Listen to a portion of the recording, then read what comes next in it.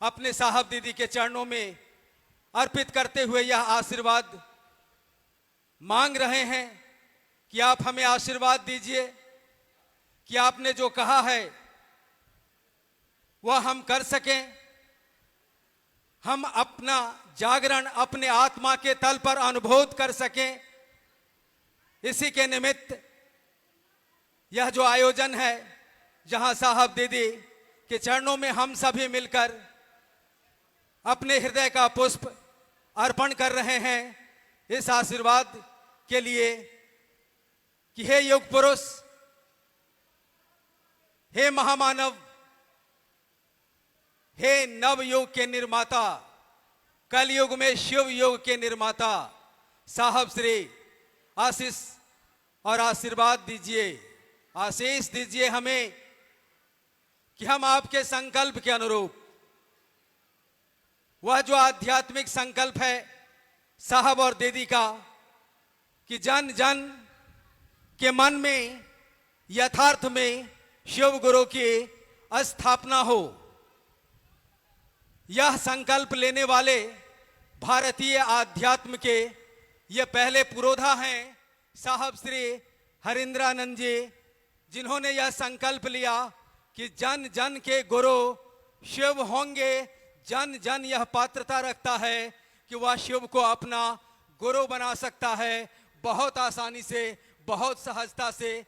और यह 3 सूत्र जो एक शिष्य का जीवन होता है, जो हम आप करते हैं, हम आप भी जी रहे हैं, और यह 3 सूत्र बहुत आसानी से हमको आपको साहब दीदी के माध्यम से मिला है। यह स्मरण हमको सदैव करना है कि हे शिव, आप मेरे गुरु हैं, मैं आपका शिष्य हूं, मुझ शिष्य पर दया कर दीजिए। आध्यात्म में इतना बड़ा आशीर्वाद इतनी आसानी से, इतनी सहजता से कभी किसी ने किसी को नहीं दिया जो हमको आपको मिला। और इस आशीर्वाद के दाता हैं शिव शिष्य साहब श्री हरिंद्रानंद जी। ये जो 3 सूत्र हम आप करते हैं, जानते हैं ये क्या है? देखने में बहुत आसान लगता है, लेकिन देखिए, कहते हैं ना कि हमारे साहब अनमिल हैं जो मेल नहीं खाता।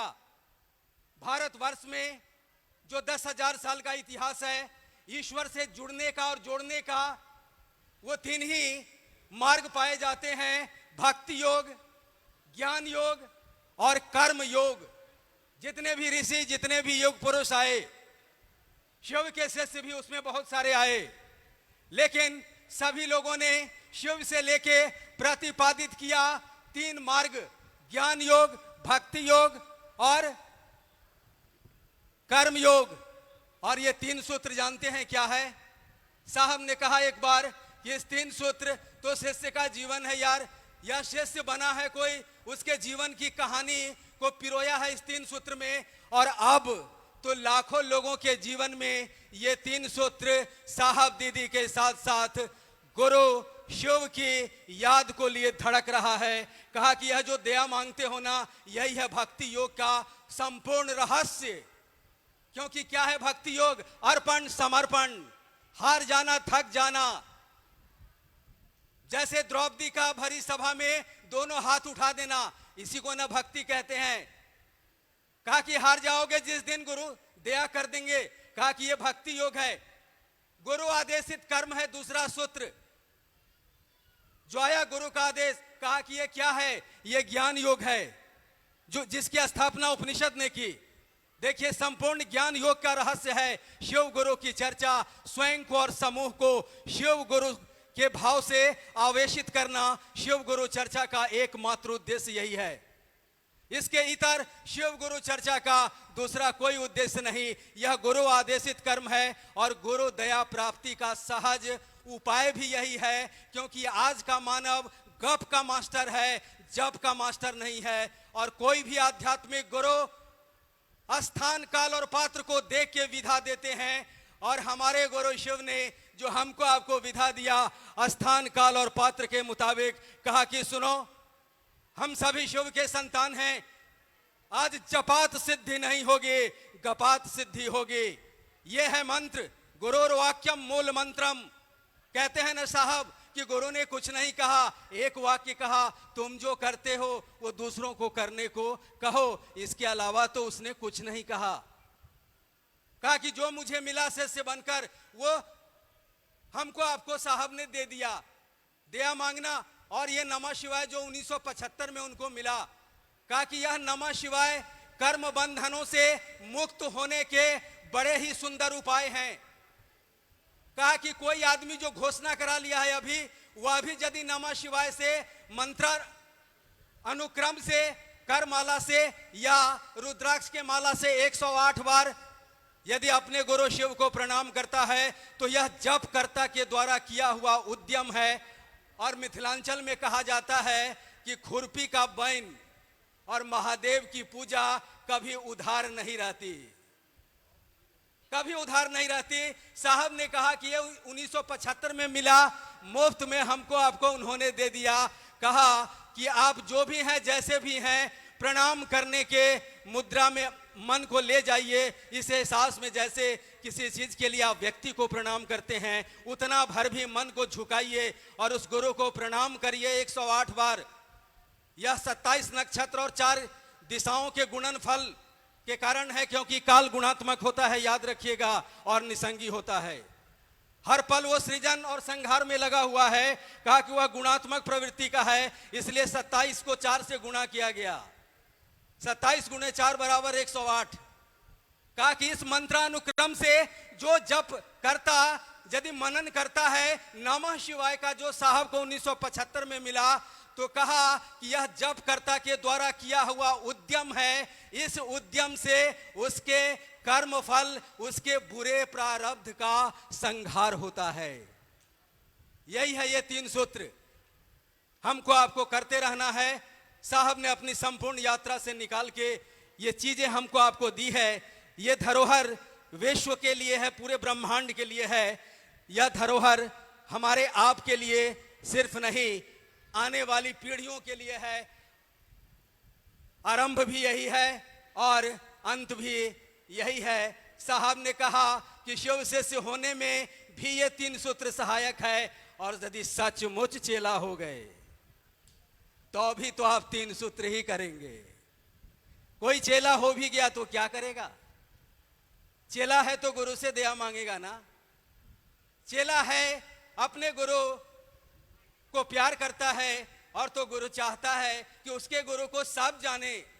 बड़ी आसानी से गुरु बनने आए हैं वो। कहा कि विचार लो ना, हम तो विचार से शुरू हो जाएंगे तुम्हारे साथ, फिर विचार भाव में और भाव प्रेम में ये तो सब परिमार्जन कर लेंगे, खाली विचार को आने और जाने दो ना मन में। तो आइए इस विचार को आने जाने देते हैं। ये तो आ ही जा रहा है, नहीं आ जा रहा होता तो हम इस सभागार में नहीं होते।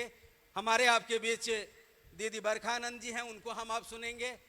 इसके पहले हम आग्रह करेंगे प्रोफेसर रामेश्वर मंडल सर से, वो आए हमारे बीच, और उनके लिए विषय है जिनके बारे में अभी मैंने कहा, उनके संबंध में हम उनसे जानेंगे, क्योंकि उनके लिए विषय ही है जगत गुरु शिव की शिष्यता की पृष्ठभूमि। जगत गुरु शिव की जो शिष्यता है उसकी पृष्ठभूमि, बैकग्राउंड। ये हॉल बना, अब तो बना हुआ दिख रहा है, लेकिन बनने से पहले क्या क्या हुआ, इसी को बोलते हैं पृष्ठभूमि। तो जरा सुनेंगे हम लोग।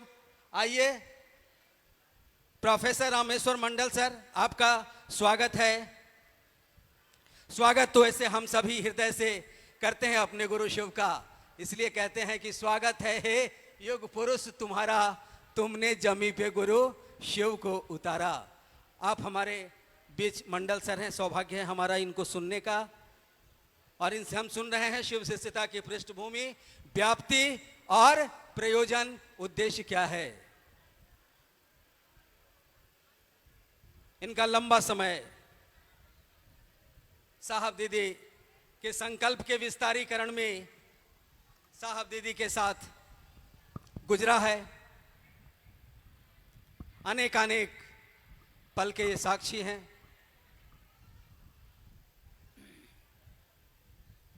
आइए अब इनकी दिल की बात को सुनते हैं। अपने गुरु भगवान शिव के चरणों में प्रणाम।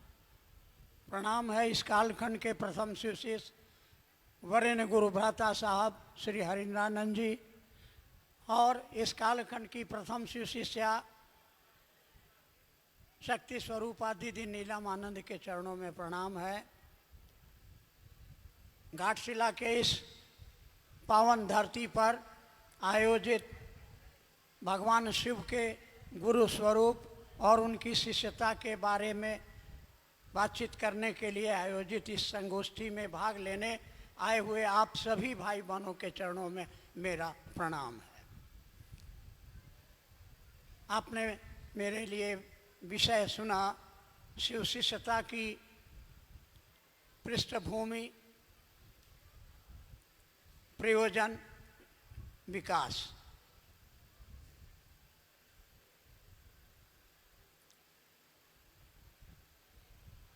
हमारे धर्मशास्त्रों में वेद हुए, उपनिषद हुए, पुराण हुए, महाभारत हुआ, वाल्मीकि रामायण हुआ, रामचरितमानस हुआ, पिछले 10,000 वर्षों का इतिहास जो हमारे जनमानस में कहानियों के द्वारा, पुस्तकों के द्वारा सुरक्षित है, जिसमें कहा जाता है कि भगवान शिव ईश्वर का नाम है,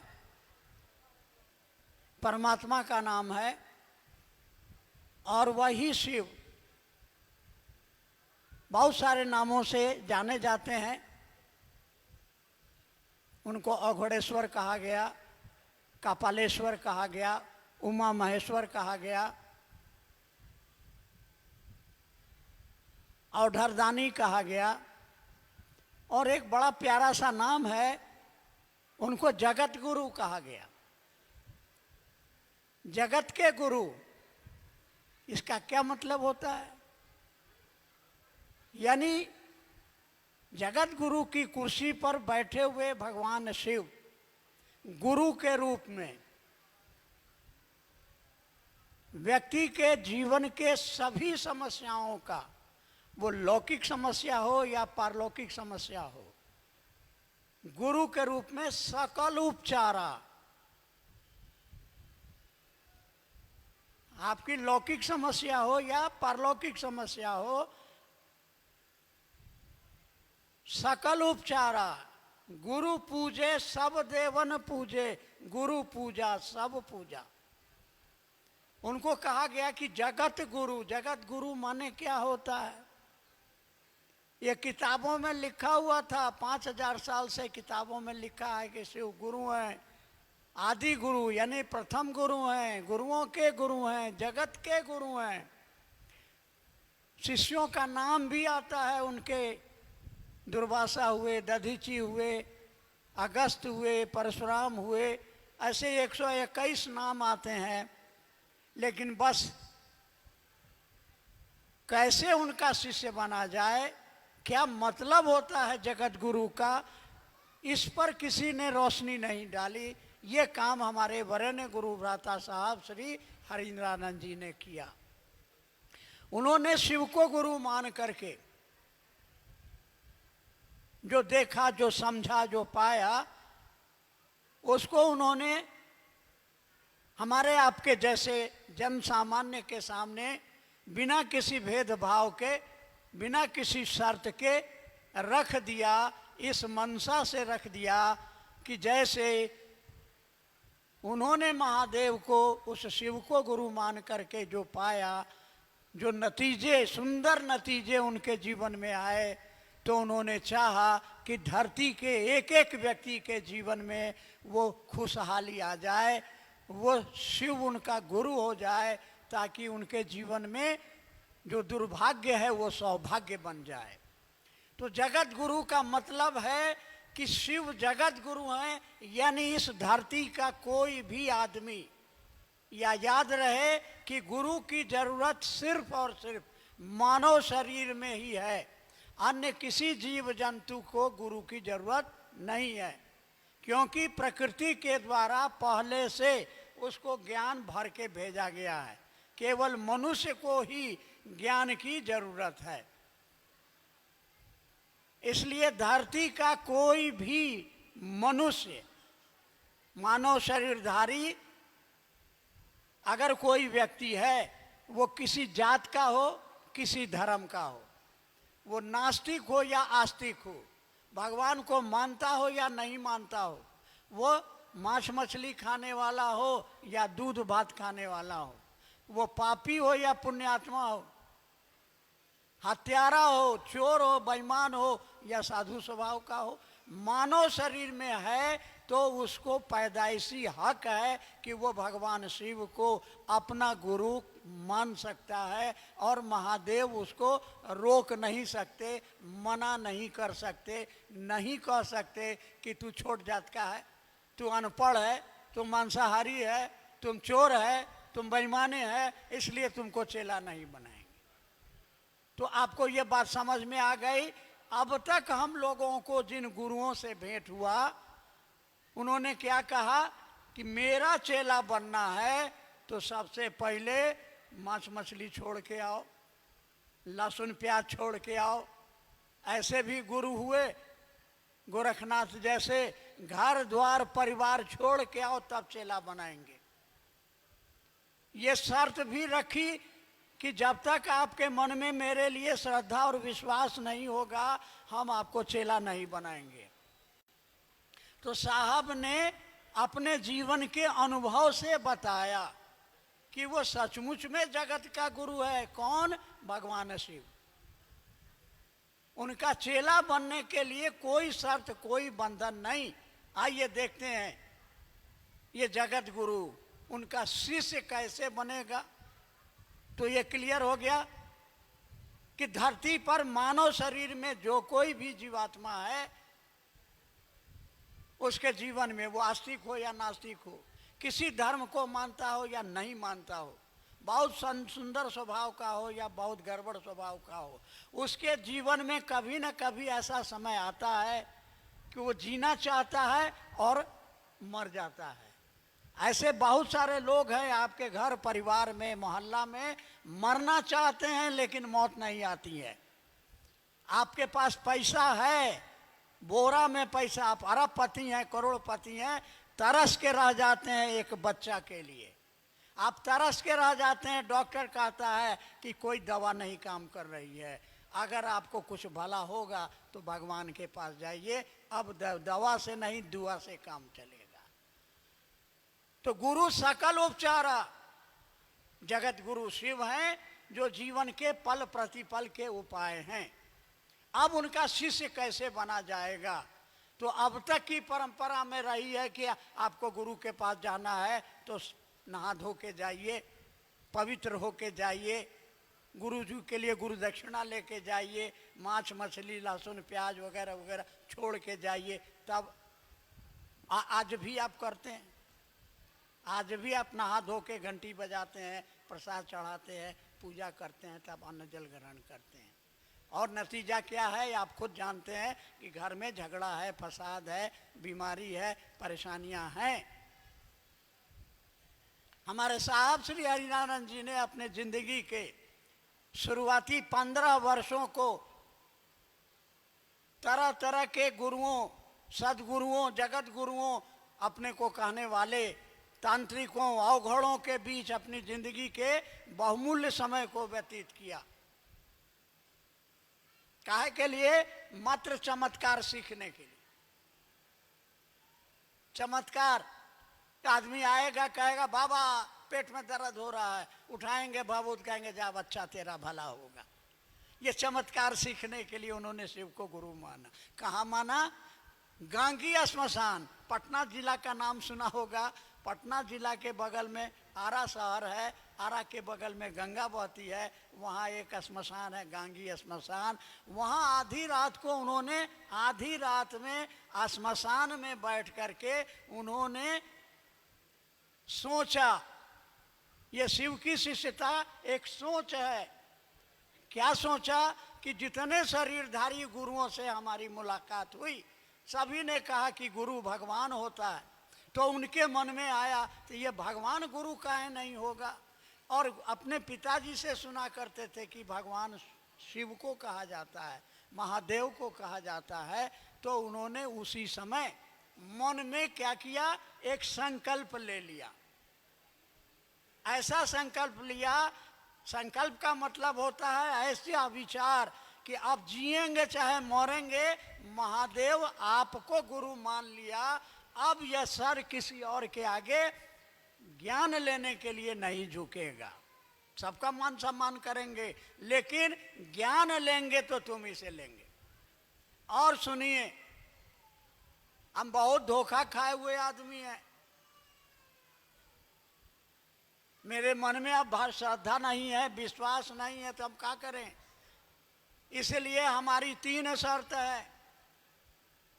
अगर आप आसमान से उतरिएगा मेरे सामने, मैं आपको गुरु नहीं मानूंगा, क्योंकि मैंने देखा है श्मशान की साधना में मेरे सामने आसमान से दिव्य आकृति में, गले में सांप, हाथ में त्रिशूल, माथा में जटाजूट महादेव साक्षात उतरे।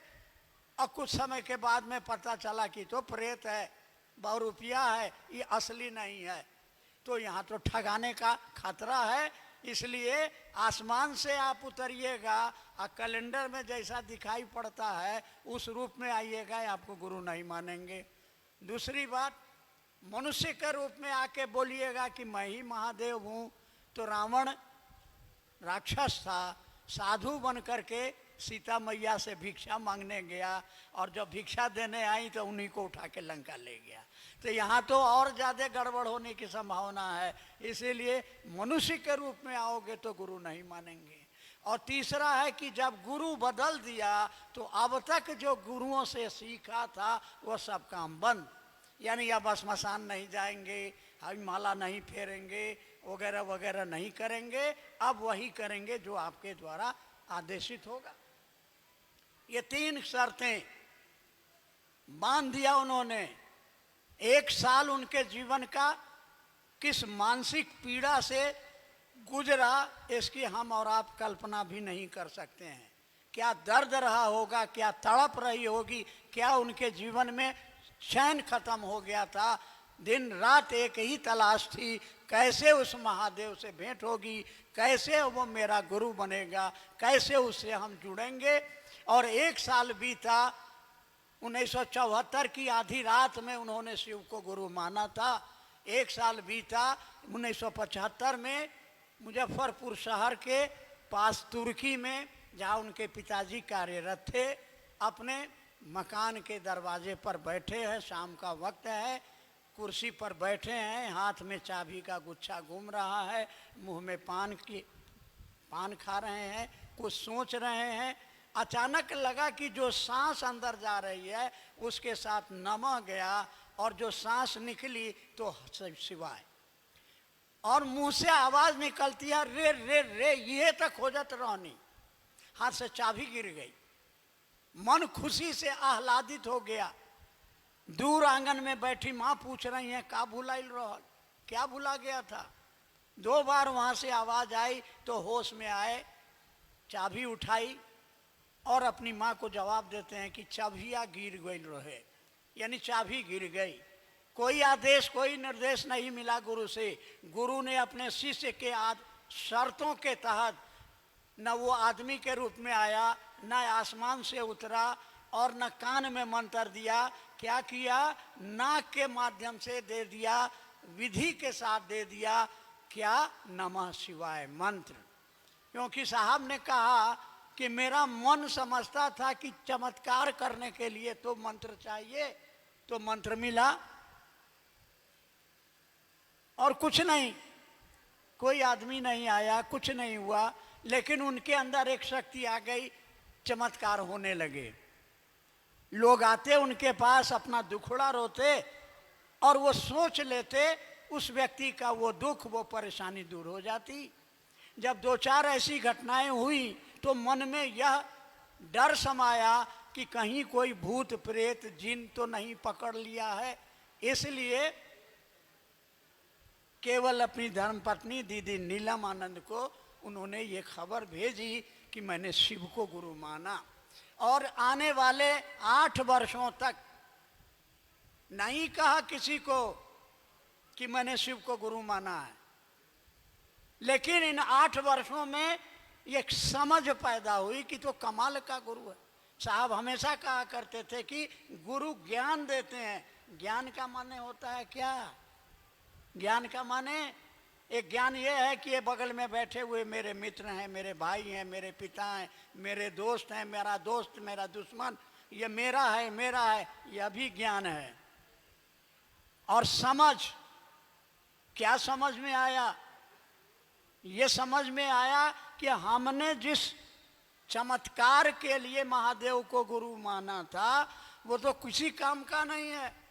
ये समझ पैदा हुई, ये ज्ञान उनके अंदर आया। आज पेट का दर्द ठीक करेंगे, कल वही आदमी आएगा कि माथा में दर्द हो रहा है। आज आया है कि मेरी शादी नहीं हो रही है, 5 साल शादी का हो गया, अब दड़ा आवेगा कि शादी तो हो गई, बच्चा नहीं हो रहा है। बच्चा हो गया तो पढ़वे नहीं करता है। हमारी बहुत सारी माताएं बहनें आके कहती है हमारा बचवा पढ़वे नहीं करता है, हमारा बचवा शिव को गुरु मानवे नहीं करता है। आप इसमें परेशान हैं, यानी दुखों का कोई अंत नहीं है। उनको गुरु ने ये समझ दी कि अरे तुमको चमत्कारे करना है तो हम तुमको ऐसा चमत्कार बता देते हैं, अरे शिव को गुरु बना लो और वह गुरु तुम्हारी जिंदगी के हर समस्या का समाधान, वह गुरु आपके जीवन की पल प्रतिपल की समस्या का समाधान है। तो क्यों न लोगों को शिव से जोड़ा जाए, उनके गुरु रूप से जोड़ा जाए। और तब 8 वर्षों के बाद उन्होंने पहली बार मधेपुरा में एक आदमी को 1982 में कहा। वो उनका बचपन का मित्र था जो श्मशान में साधना किया करता था। उसने कहा कि मैं अभी भी श्मशान में साधना करता हूँ। और साहब ने कहा अरे क्या मसान साधते हो, शिव को गुरु बनाओ। और जब उसने कहा कि हाकिम जाना ही चाहिए, हमको पता है, हमको खबर है कि शिव गुरु हैं, तो धक्का लगा कि जिस राज को मैंने सीने में छिपा के रखा इसको कैसे मालूम हो गया रे भाई। पूछने पर उसने बताया कि किताबों में लिखा है, कुछ और घटनाएं, समय अभाव है।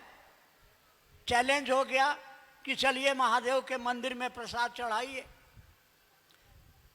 और वहां गए 250-300 आदमी ये तमाशा देखने के लिए कि यहाँ का जो मजिस्ट्रेट साहब हैं आज महादेव को प्रसाद खिलाने जा रहे हैं। 50 रसगुल्ले खरीदे गए, पंडा जी को दिया गया, उन्होंने गिन करके थाल में रख करके दिया। और ये मंदिर में शिवलिंग के सामने खड़े होते हैं, साथ में बगल में नीलम दीदी हैं, और वो फुसफुसाते हैं क्योंकि उनका मन प्राण महादेव के सामने में अवनत हो गया। क्योंकि उनको पता नहीं था, जानकारी नहीं थी, ऐसी कोई क्रिया, ऐसा कोई मंत्र नहीं जानते थे कि कैसे महादेव को जो दिखता नहीं है उसको प्रसाद के रूप में ग्रहण करने के लिए कहें। तो उन्होंने कहा, क्या कहा, बुढ़ऊ इज्जत रखियो। हम और आप तो मंत्र पढ़ते हैं, आज भी हमारी माँ बहनें मंदिरों में जाती हैं, अपने घरों में पूजा स्थल पर जाती हैं, घंटी बजाती हैं, अगरबत्ती दिखाती हैं, मंत्र पढ़ती हैं, लेकिन पूजा प्रसाद कोई नहीं खाता। साहब ने कहा बुढ़ऊ इज्जत रखियो, ये मंत्र पढ़ा, ये किसी वेद में, किसी शास्त्र में ये मंत्र आपको नहीं मिलेगा। और ये काम कर गया। लोगों ने देखा, पंडा जी जिन्होंने रखा था गिन के बताया कि 15 रसगुल्ला गायब है और बाकी को किसी ने ब्लेड से काटा। ये 2 घटना हो गई। एक घटना और, अब लोगों को इन्होंने शिव को गुरु कहने के लिए, गुरु मानने के लिए कहना शुरू कर दिया कि महादेव को मन में शिव को गुरु बना लो, पलथी मारो, आंख बंद करो, सहस्रार चक्र पर गुरु को प्रणाम करो। 6 साल हो गए। 1986 में आकाशवाणी होती है बेगूसराय में, साहब को तुम जो करते हो कहते नहीं हो। ये जवाब देते हैं मन ही मन, ये आवाज़ मन में गूंज रही है, कान में भी नहीं आ रही है। क्योंकि इन्होंने शर्त रखी थी कि आप मेरे सामने में आसमान से आओगे तो गुरु नहीं मानेंगे, आदमी बन के आओगे तो गुरु नहीं मानेंगे, तो आकाशवाणी होती थी, उनके मन में आवाज गूंजती थी, तुम जो करते हो कहते नहीं हो। याद रखिएगा इस वाक्य को। जवाब दिया कि मैं जो करता हूं वही कहता हूं। आवाज आती है असत्य बोलते हो, जवाब देते हैं कि मुझको झूठ बोलने की आदत नहीं है। आवाज ने कहा क्या करते हो? हमारे साहब श्री हरिनानंद जी ने उत्तर दिया, वो मजिस्ट्रेट थे, नहीं कहा कि मैं मजिस्ट्रेट हूं, क्या कहा? मैं लोगों को शिव का शिष्य बनाता हूं। आवाज ने कहा करने के लिए क्या कहते हो? और तब उनको ये बात समझ में आ गई कि जो पहला वाक्य था कि तुम जो कहते हो करते नहीं हो, चुप लगा गए, गलती पकड़ में आ गई। फिर आवाज ने कहा जो तुम जो करते हो वही करने के लिए कहो। और तब साहब ने कहा क्या महादेव को प्रचार की जरूरत है? और उसके उत्तर में एक वाक्य उनको सुनाई दिया, जिसको सुन के उनकी समझ में आ गया, ये समझ में आ गया कि ये ज्ञान क्या है, ये मंत्र क्या है, ये तंत्र क्या है। एक क्षण में समझ में आ गया। आपको ये घटना इसलिए सुना रहे हैं कि ये जो शिव की शिष्यता, जगत गुरु भगवान शिव की शिष्यता में शिव का शिष्य बनने के लिए क्या जरूरी है, कौन सा तरीका है, तो हमारे साहब श्री हरिनानंद जी ने ये 3 घटनाएं जो आपके सामने घटित हुई, उन्होंने शिव को गुरु माना, श्मशान में शर्तों में बांधा, कोई श्रद्धा नहीं थी, कोई विश्वास नहीं था, लेकिन एक संकल्प था कि सीखेंगे तो तुम ही से सीखेंगे। उन्होंने दया मांगी थी, बिल्कुल निरुपाय होकर, चारों ओर से हताश और निराश, कोई ज्ञान नहीं था, कोई तरीका नहीं मालूम था, बस अपने आप को समर्पण कर दिया और आदेश जो मिला तो जिंदगी उन्होंने इसको पूरा किया। क्या किया? लोगों के दिलों में शिव की शिष्यता का दिया जलाने का काम किया। और यही उन्होंने कहा है, बार बार कहा है, हमारे आपके लिए संदेश दिया है। क्या संदेश दिया है? कि आप शिव को अपना गुरु बनाइए। क्यों बनाइए? क्योंकि वह जगत का गुरु है और जो सबका है वो किसी का नहीं है। अपना गुरु बनाइए। सड़क सबकी है, सड़क पर गड्ढा हो गया, कौन उसको ठीक करावेगा? आप नहीं कराइएगा। गांधी जी को गोली मारी गई तो कितने लोगों को दर्द हुआ, लेकिन मेरे बाप को अगर कोई गोली मार दे तो मुझको दर्द होगा। इसीलिए कहा उन्होंने क्या करना है, उस महादेव को पहला सूत्र बनाया कि मन ही मन कहिए अपने महादेव को कि हे शिव आप मेरे गुरु हैं। ये मेरा शब्द बड़ा कमाल का है। मेरा बेटा, मेरा पति, आपको पता है कि आपका बेटा कहाँ अभी है? वो दिल्ली में पढ़ रहा है कि पटना में पढ़ रहा है। आपका पति अभी कहाँ है? आपको पता है। आपकी जेब में कितने पैसे हैं? पैसा नहीं बोलता है, आपको पता है कि मेरी जेब में इतने पैसे हैं। आप चप्पल खोल के आ गए हैं, होशियार आदमी होंगे तो चप्पलवा अपना साथे रखे होंगे। दूसरे की चप्पल अगर आपके पाँव में आ गई तो चप्पल नहीं बोलेगा कि हे दीदी हम तोहर नहीं छियो। आपका मन बोलेगा कि चप्पल मेरी नहीं है। आप अपनी चप्पल पहचान लेते हैं, ये मेरी चप्पल, मेरा गुरु, मेरा भाई। उस महादेव को अपना बनाना है। कैसे बनेगा? दिल है कि मानता नहीं। कैसे मानेगा? तो साहब ने उपाय बताया। क्या उपाय बताया? रसरी आवत जात सिल पर पड़त निशान। यानी इस विचार को मन में बार बार दोहराओ।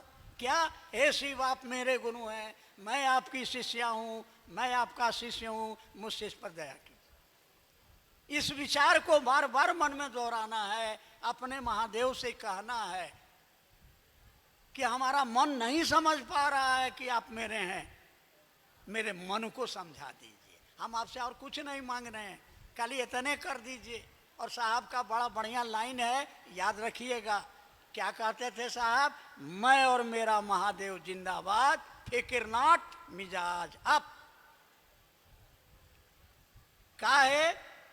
अरे दुनिया के मालिक भगवान शिव, जो सृजन पालन संहार के मालिक हैं, वह कौन है? तो मेरे गुरु हैं। और जब सैया भैले कोतवाल तो डर काहे का? जब गुरुओं का गुरु जगत गुरु, जिसकी पूजा से सभी देवताओं की पूजा हो जाती है, जो सकल उपचारा, गोस्वामी तुलसीदास जैसे महापंडित लिख गए, भावी मेट सा कहीं त्रिपुरारी। आपके दुर्भाग्य को सौभाग्य में बदलने की ताकत अगर किसी को है तो हमारे शास्त्र, हमारे पुराण, हमारा वेद चीख चीख के कह रहा है कि यह शक्ति मात्र और मात्र गुरु को है। गुरु सकल उपचारा, वो आपके कर्म बंधनों को तोड़कर आपको जीव से शिव बना देगा। आपके जीवन के सारे बंधनों को अगर तोड़ने की ताकत है तो गुरु को है। इसलिए बलिहारी गुरु आपने, जो ईश्वर के द्वारा जो बंधन हमारे ऊपर डाला गया, उन बंधनों को तोड़ने का काम कौन करता है? और वो कौन है? वो मेरा है, मेरा। इसलिए साहब ने संदेश दिया, भूल गया सब कुछ, याद नहीं अब कुछ, मगर एक बात नहीं भूली। क्या? Dot dot dot I love you. हे महादेव, मैं आपसे प्रेम करता हूँ। अब वो दिल कहाँ से लाऊं? मेरे अंदर प्रेम है बेटा से, बेटी से, धन से, दौलत से, महादेव से मेरे मन में प्रेम नहीं है। तो प्रेम पैदा करने का टेक्निक साहब ने दिया, जिसका नाम है 3 सूत्र। ये 3 काम आप करिए, ईमानदारी से करिए, आपके दिल में उस महादेव के लिए प्रेम पैदा हो जाएगा।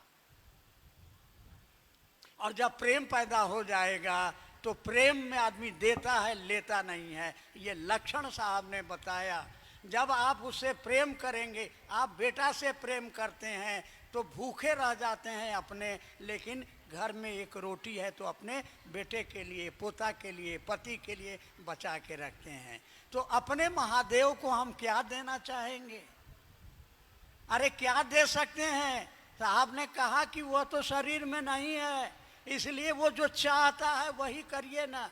उसने चाहा है कि दुनिया के एक एक आदमी के दिलों में शिव की शिष्यता का दिया जलाया जाए। तो हम अपने प्यारे साहब श्री हरिनानंद जी से प्रेम करते हैं, उनके प्रति हम कृतज्ञ हैं, उनके प्रति हम कृतज्ञ हैं, एहसानमंद हैं। उन्होंने क्या चाहा? उन्होंने कहा 40 वर्षों तक मैंने एक काम किया, जो किया महादेव के लिए किया।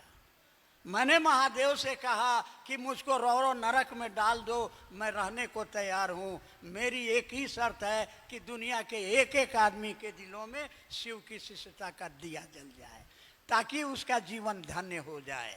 हमारी दीदी नीलम आनंद ने मर मर के गुरु का कार्य किया, लोगों के दिलों में शिव की शिष्यता का चिराग जलाया। हमारे साहब ने भी यही किया और यही हमारे लिए संदेश छोड़कर गए। हम उनके ऋणी हैं।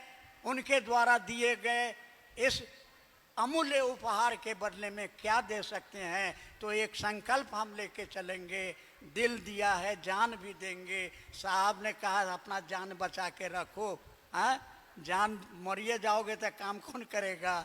इसलिए जो आपने चाहा है, क्या चाहा है? दुनिया के एक एक व्यक्ति के दिलों में शिव की शिष्यता का चिराग जलाओ। तो क्या होगा? क्या होगा? कर भला तो सब जानता है। क्या भला कर सकते हैं?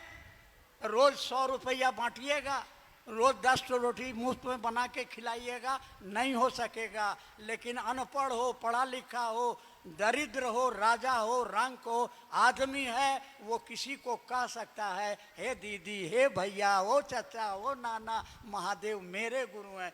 आपके भी गुरु हो सकते हैं। मेरे साहब ने कहा कि इससे बढ़िया यज्ञ, इससे बढ़िया दान, इससे बढ़िया तप किसे?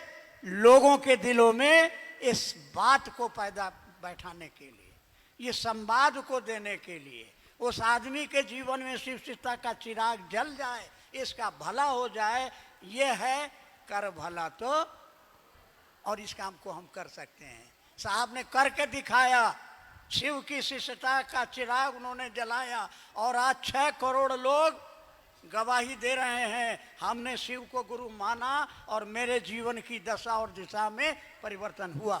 हाँ कि ना? परिवर्तन हुआ।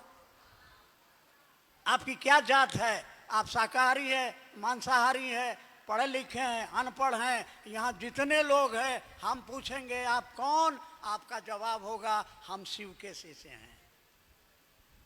मैं कौन? आप सभी कहेंगे मेरे गुरु भाई हैं।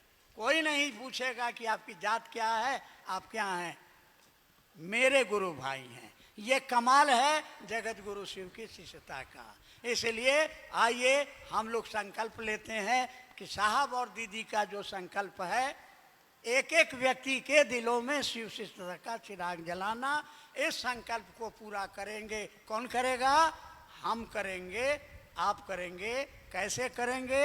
अपने गुरु महादेव से दया मांग के और अपने साहब दीदी से आशीर्वाद मांग करके क्या करेंगे? लोगों के दिलों में शिव शिष्यता का चिराग जलाएंगे और साहब के इस कथन पर चलेंगे कि धरती पर रहो लेकिन धरती का होके नहीं रहो, क्योंकि एक दिन जाना होगा। इसलिए क्या करो? रहो तो शिव, बनो तो शिव और जियो तो शिव। आप सभी के चरणों में प्रणाम।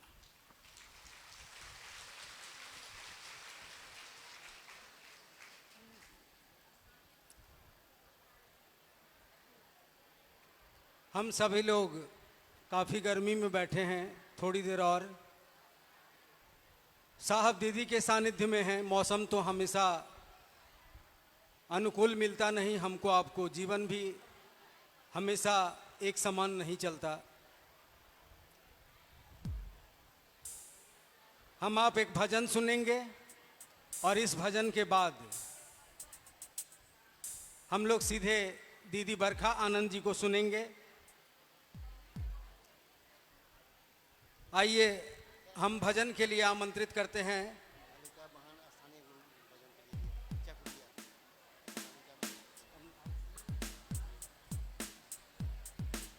गुरु भाई सुरेंद्र जी,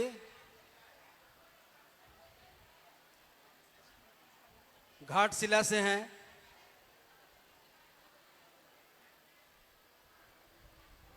आप तक आवाज जा रही हो तो आप आइए मंच तक।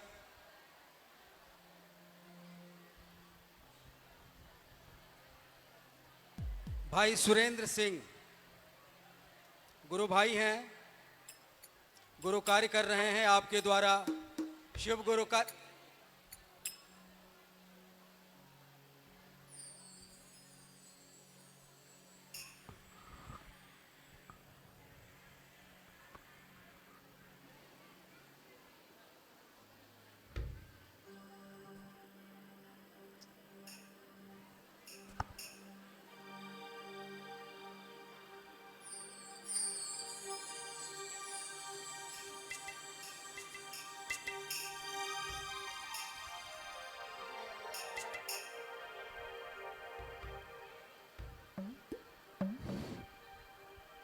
सर्वप्रथम देवाधिदेव महागुरु महादेव के चरणों में प्रणाम है, साहब दीदी के चरणों में प्रणाम है, आप सभी को चरणों में प्रणाम है। मेरा प्रणाम स्वीकार करें। थोड़ा शांति बनाए रखिए गुरु बहना। हम आप लोगों से बार बार आते हैं तो आप लोग से यही बात कहना चाहते हैं कि भाई शांत बनाइएगा। तो जो चीज़ के लिए हम यहाँ जुटे हैं, जो चीज़ हासिल करने के लिए, वो चीज़ शांति रहेंगे तभी मिलेगा। सुनेंगे तबे समझेंगे, नहीं सुनेंगे तो नहीं समझेंगे। इसलिए जो यहाँ सुनाने अपने गुरु की बातें आए हैं हमारे, ठीक है, वो सब थोड़ा शांति बनाइए।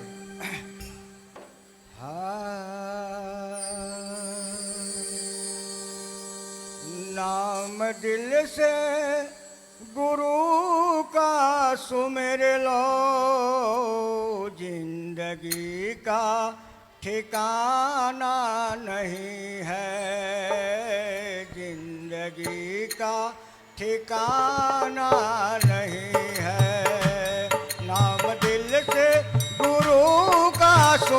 लो, नाम दिल से गुरु का सुमिर लो। जिंदगी का ठिकाना नहीं है, जिंदगी का ठिकाना नहीं है।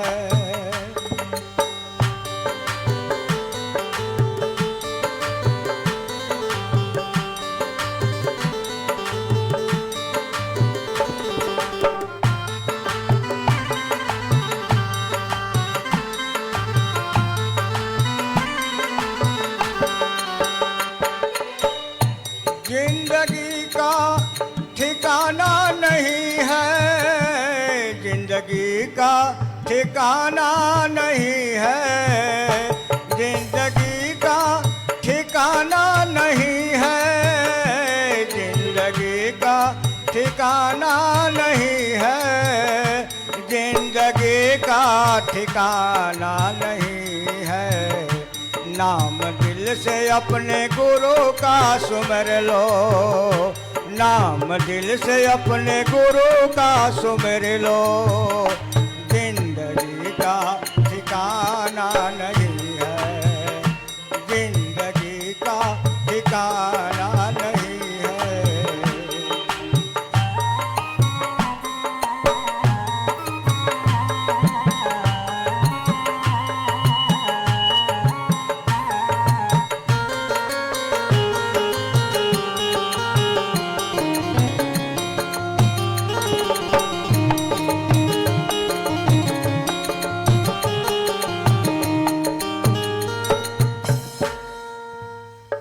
कॉल करके तू इस जगह में आया, आकर तूने अपने गुरु को भुलाया, आकर तूने अपने गुरु को भुलाया। कॉल करके तू इस जगह में आया, आकर तूने अपने गुरु को भुलाया, भुलाया, आकर तूने अपने गुरु को भुलाया, आकर तूने अपने गुरु को भुलाया। सोच आकर तूने अपने गुरु को भुलाया, क्या कहोगे उस मालिक से जाकर, क्या कहोगे अपने गुरु से जाकर।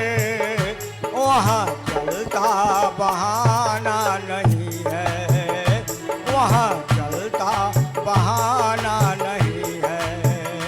नाम दिल से अपने गुरु का सुमिर लो, जिंदगी का ठिकाना नहीं है, जिंदगी का ठिकाना नहीं है।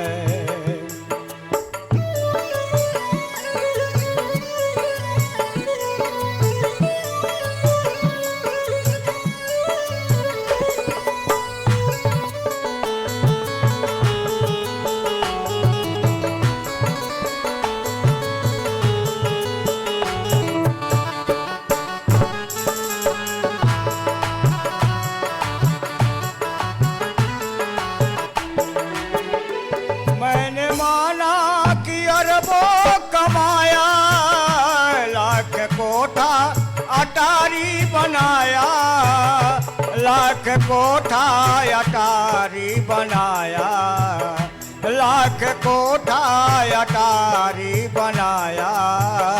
हीरा पन्ना इमारत सजाया, हीरा पन्ना इमारत सजाया। ये वहाँ का खजाना नहीं है, ये वहाँ का खजाना नहीं है। नाम दिल से गुरु का सुमिर लो, नाम दिल से अपने गुरु का सुमिर लो। जिंदगी का ठिकाना नहीं है, जिंदगी का ठिकाना नहीं है।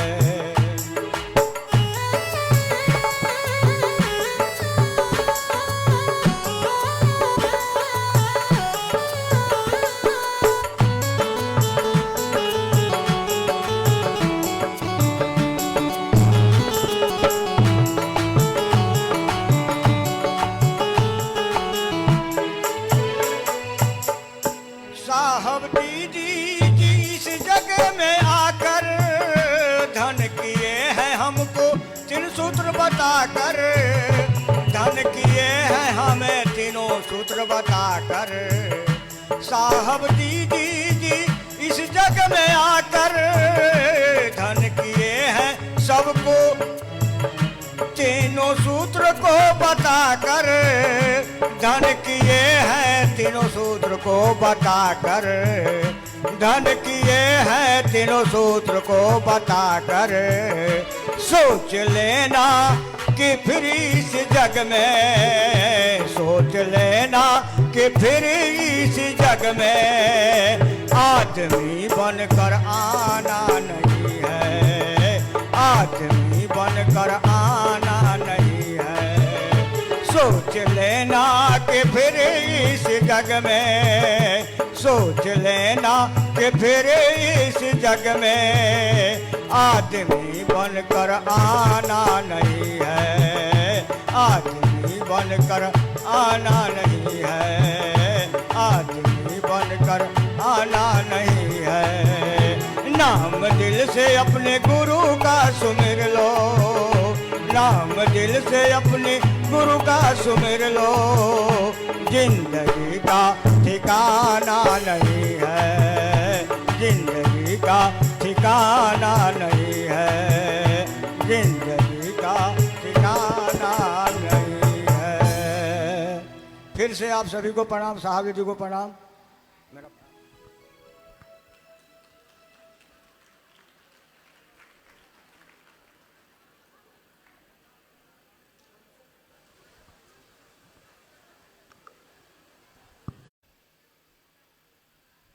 ये को करने के पीछे कुछ मेहनत होती है, एक सोच होती है, और उस सोच के पीछे एक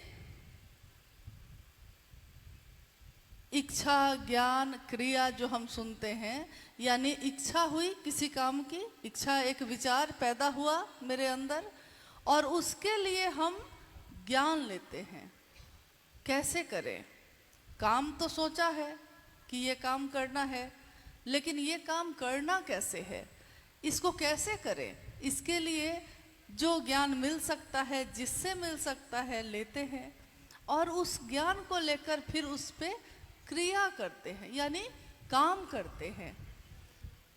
शिव को गुरु मानना, शिव का शिष्य बनना एक सोच है, एक विचार है। जिस दिन हमारे आपके मन में ये प्रवेश करता है उस दिन, लेकिन जैसे ही वो मस्तिष्क में प्रवेश करता है, क्योंकि विचार दिमाग में होता है, दिल में विचार नहीं होते, दिल में भाव होते हैं, दिल में प्रेम होता है, दिल में भक्ति होती है।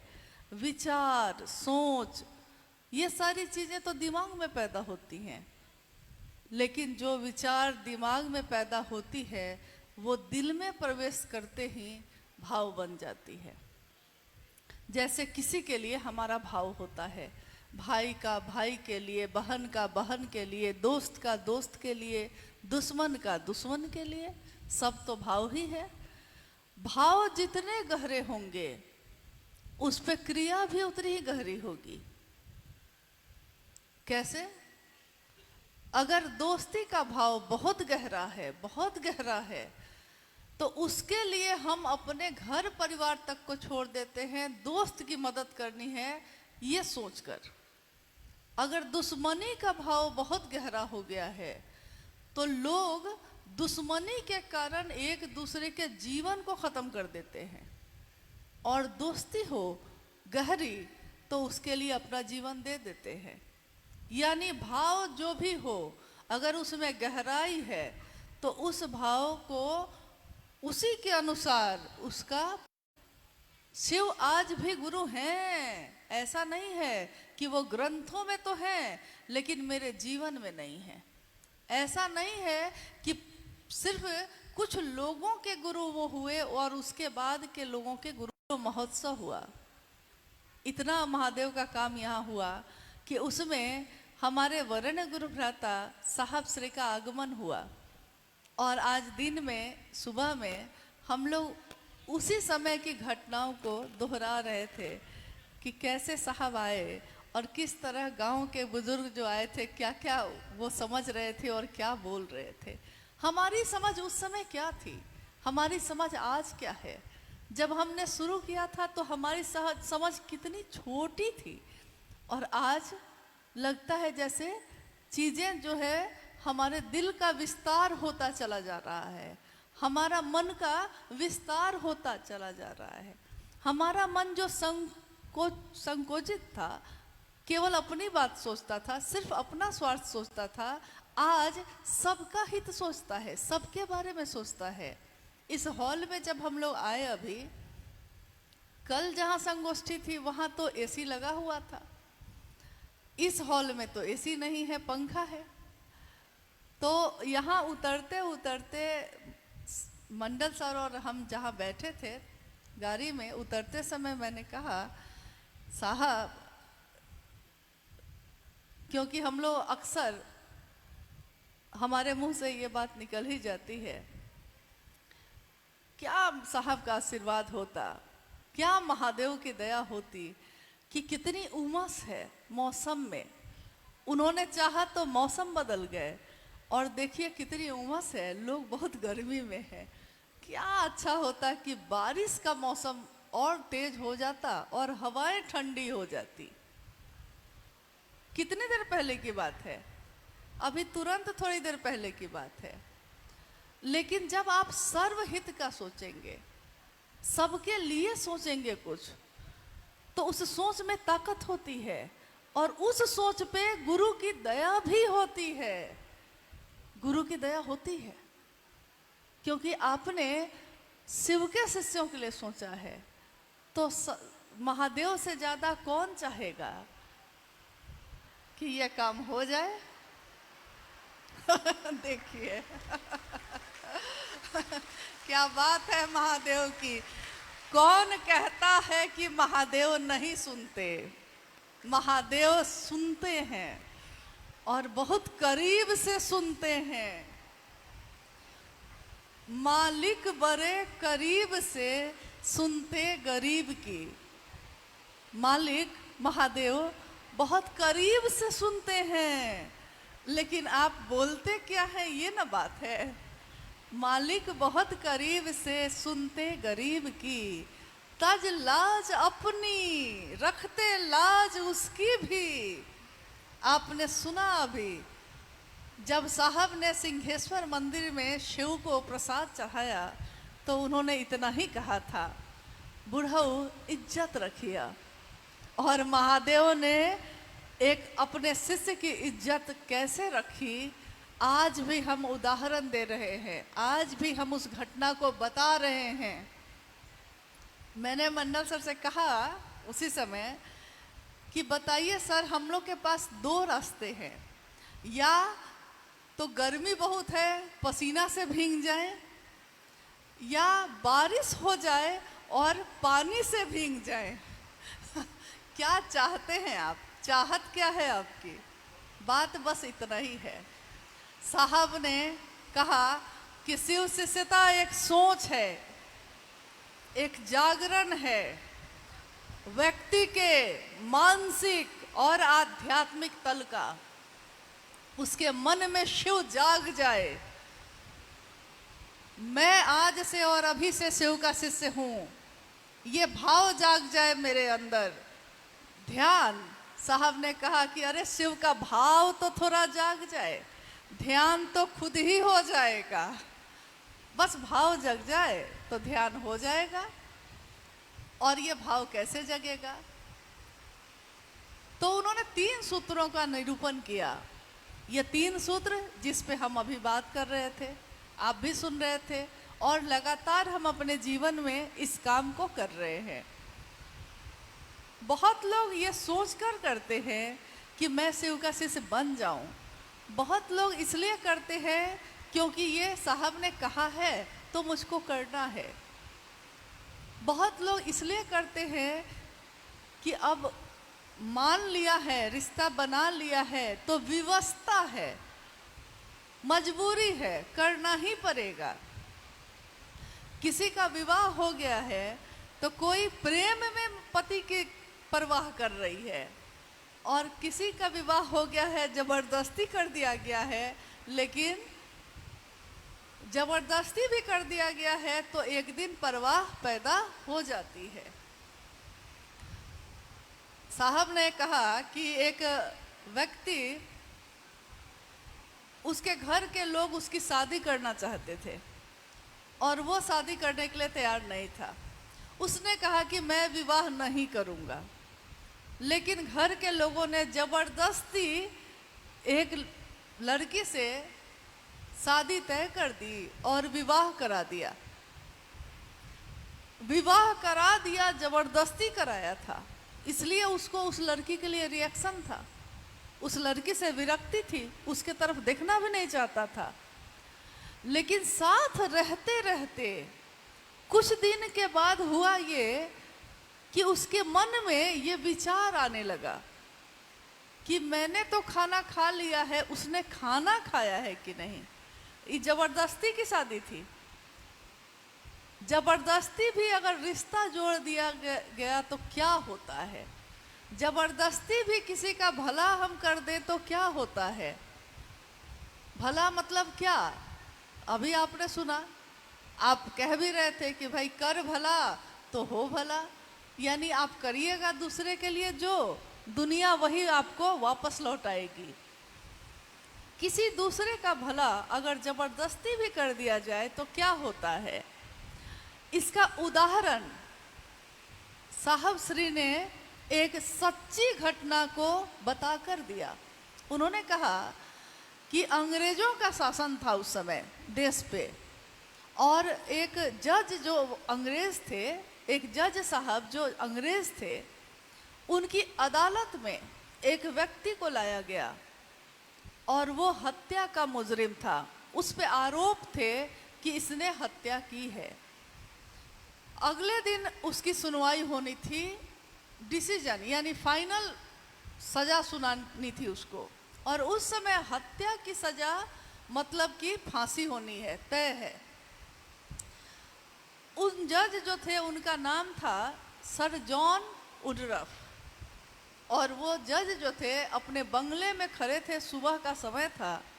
एक व्यक्ति उनके बंगले के अहाते में तेजी से दाखिल हुआ और उसने सर जॉन वुडरफ को कहा कि आज आप अदालत में जिसको फांसी की सजा देने वाले हैं, मैं उसका गुरु हूं और मैं कहता हूं कि वो हत्या का मुजरिम नहीं है।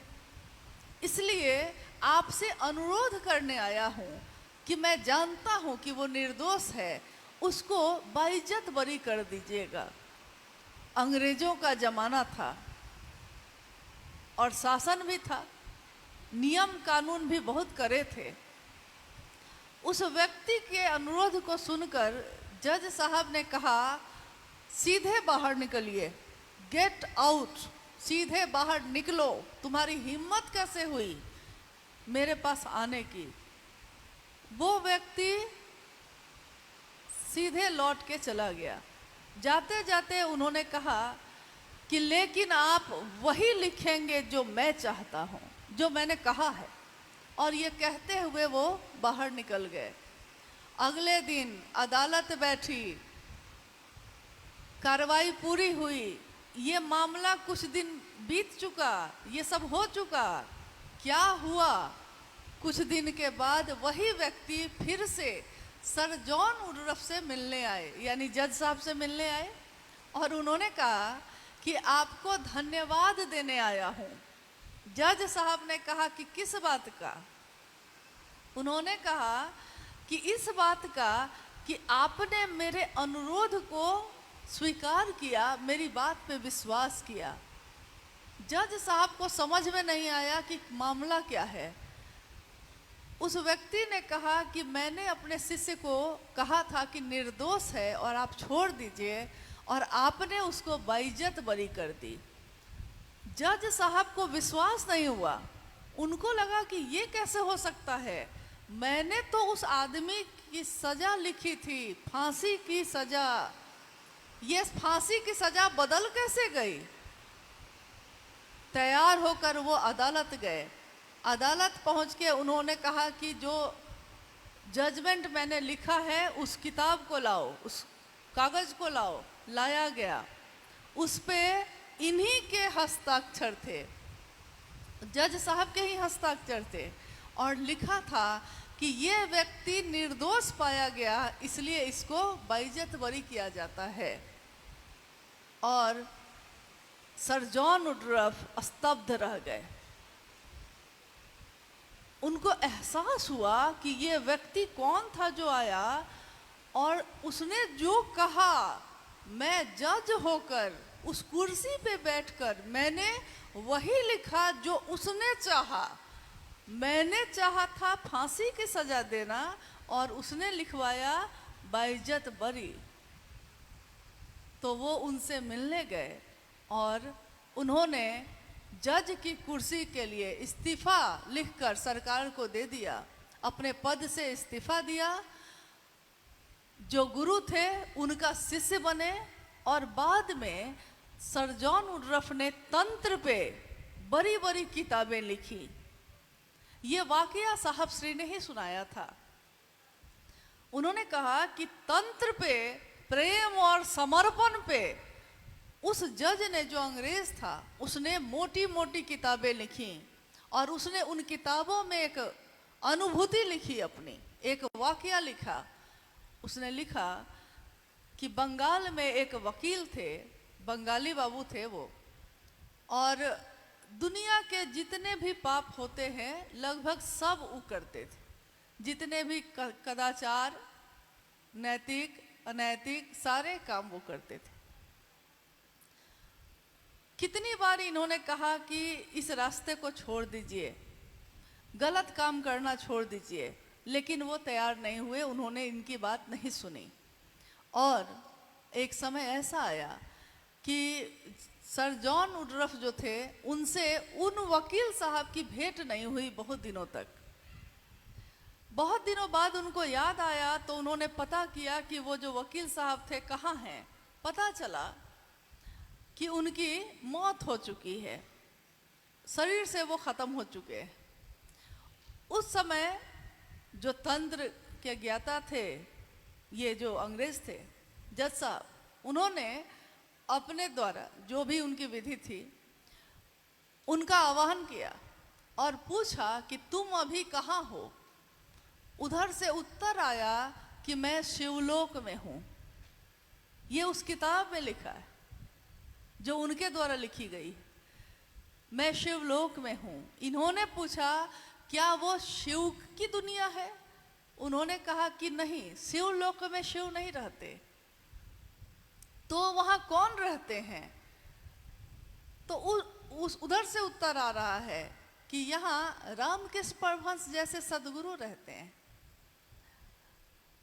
उच्च श्रेणी के संत रहते हैं। इन्होंने कहा कि इतनी अच्छी जगह तुमको कैसे मिली, क्योंकि तुमने तो धरती पे सारे पाप किए थे और मेरे बार बार कहने से भी छोड़ा नहीं था। उस व्यक्ति ने कहा, उत्तर जो आया वो ये था कि मेरी मौत होने से कुछ महीने पहले, 5-6 महीने पहले मेरी तबीयत बिगड़ गई, तबीयत बहुत खराब हो गई और मैं इतना विवश हो गया कि मैं बिस्तर पे लग गया, उठ भी नहीं सकता था। मेरी पत्नी जो बहुत आध्यात्मिक थी वो पूरे समय मेरी सेवा करती रही और उसने मुझको जितनी भी किताबें हैं ईश्वर से जुड़ी हुई, चाहे वो रामायण हो, शिव पुराण हो, महाभारत हो, गीता हो, जो जो उसको समझ में आया उसने मुझको बैठकर जबरदस्ती सुनाया। मेरा मन नहीं था सुनने का, मैं कान बंद करना चाहता था, लेकिन उसने जबरदस्ती सुनाया और इतना सुनाया कि मेरा मन जो इतना डूबा हुआ था पाप में, उस समय मेरे मन की प्रवृत्ति बदल गई और मैं ईश्वर से प्रार्थना करने लगा। फिर मेरी मौत हो गई और मुझको ये स्थान मिला। ये एक घटना है, एक वाकया है, लेकिन ये वाकया ये समझाता है कि जबरदस्ती भी किसी का भला करना पड़े तो कर देना चाहिए। क्योंकि क्या पता उसको समझ में नहीं है कि शिव को गुरु बनाना उसके पिछले कितने कर्म फलों को दग्ध करेगा, वो नहीं जानता, क्योंकि मन में अंधेरा फैला है। अंधेरा इस दुनिया में तो शाश्वत है, अभी तो दिन का समय है, लेकिन अगर ये बत्तियां हम बंद कर दें और सारे दरवाजे खिड़की बंद कर लें तो रोशनी होगी कि अंधेरा होगा? अंधेरा होगा। रोशनी को लाना पड़ता है और अंधेरा तो है ही, शाश्वत है। चाहे वो व्यक्ति के मानसिक स्तर पे हो, चाहे वो जागतिक स्तर पे हो, जैसा दुनिया में है, अंधेरे को लाना नहीं पड़ता। अंधेरा है, लेकिन अंधेरा गायब हो जाता है। अंधेरा तुरंत वहां से विलीन होता है जहां रोशनी की एक भी किरण अगर आ जाती है। सारे दरवाजे बंद हैं तो अंधेरा है, और थोड़ा सा दरवाजा खोलिए, हल्की रोशनी की किरण आएगी और पूरे हॉल में आपको दिखाई देना शुरू हो जाएगा। यानी चाहे वो जागतिक रोशनी हो, चाहे वो आध्यात्मिक रोशनी हो, जागतिक रोशनी इस हॉल को, आपके घर को रोशन करती है। चाहे वो दिया हो, चाहे वो बत्ती हो, चाहे वो लैंप हो, चाहे वो मोमबत्ती हो, लेकिन आध्यात्मिक रोशनी हमारे मन को रोशन करती है, मन में फैले अंधेरे को दूर करती है। और मन में जो फैला है अंधेरा, अगर वो दूर हो जाए, ये कैसे हो सकता है? और ये होने के बाद हमारा मन कैसा होता है? हमने जो शिव को गुरु बनाया है, हमने जो 3 सूत्र अपने जीवन में उतारा है, ये हमारा मन कैसा होता है? ऐसा होता है जैसा साहब श्री ने आओ चले शिव की ओर में लिखा भी है, और शिव चर्चाओं में उन्होंने कहा भी ये कि महादेव की करुणा, महादेव के द्वारा सतत प्रवाहित करुणा जब शिष्य भाव से मिलती है, महादेव के द्वारा सतत प्रवाहित करुणा जब व्यक्ति के शिष्य भाव से मिलती है तो क्या होता है? तो वो उसके मन में चिन्मयी उद्वेलन पैदा करती है। हम जो ये कहते हैं ना कि पहले सूत्र में हम बार बार ये क्यों कहते हैं, हे शिव आप मेरे गुरु हैं, मैं आपका शिष्य हूँ, मुझ शिष्य पर दया करिए, हम ये क्यों कहते हैं? मुझ शिष्य पर दया करिए, ये क्यों कहते हैं? क्योंकि गुरु का भाव तो है ही, लेकिन जैसे ही हमारे दिल में, हमारे मन में ये भाव शिष्य का प्रकट होता है, विचार प्रकट होता है, प्रेम प्रकट होता है, तो ये क्या होता है? ये शिष्य भाव गुरु भाव से मिलता है। और गुरु भाव जो सतत प्रवाहित है, जो लगातार है ही, उसको लाना नहीं पड़ता, वो है ही, लेकिन शिष्य भाव को लाना पड़ता है।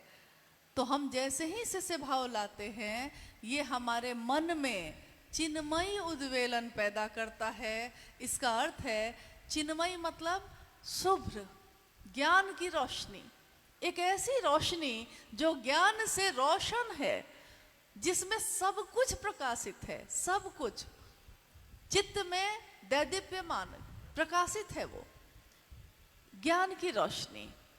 उद्वेलन मतलब आपने देखा होगा कि जैसे कुआं अगर है, पानी से भरा हुआ है, या तालाब है, तालाब होगा इधर, तालाब में आप जब जाइए तो अगर वो तालाब का पानी शांत है और आप उसके किनारे बैठ के उसको देख रहे हैं, शांत है, पानी में कोई हलचल नहीं, पानी की अपनी एक तरंग है, चल रही है, लेकिन आपने बगल से एक पत्थर उठाया है और उस पत्थर को उस शांत पानी में फेंका है, क्या होता है? जैसे ही वो पत्थर पानी में फेंका जाता है, उसमें एक ऐसे देखिएगा कि गोलाई में एक तरंग पैदा होती है।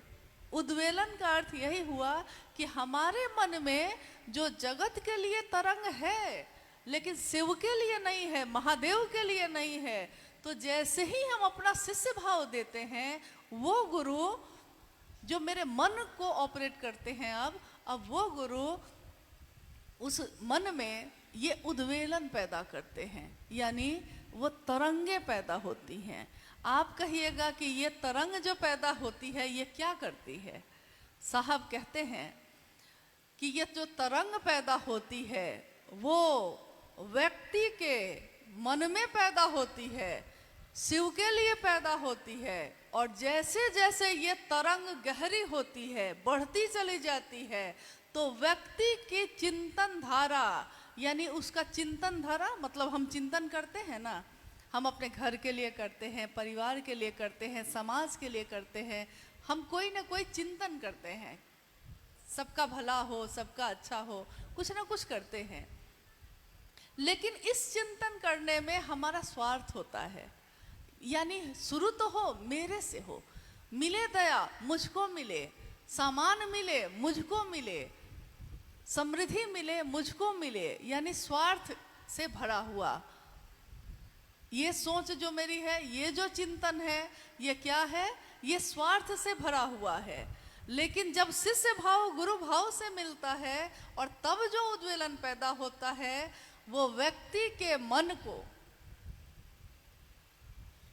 स्वार्थ जनित तटबंधों को तोड़कर, स्वार्थ जनित तटबंध मतलब जैसे अलग अलग बांध बना के हमने पानी इकट्ठा कर रखा है ना, कि सिर्फ पानी मेरे लिए है, ये सारे तटबंध को आपका ही चिंतन, आपका ही मन इन सारे तटबंधों को तोड़ देता है, जो घेरा हुआ है, जो स्वार्थ में डूबा हुआ है।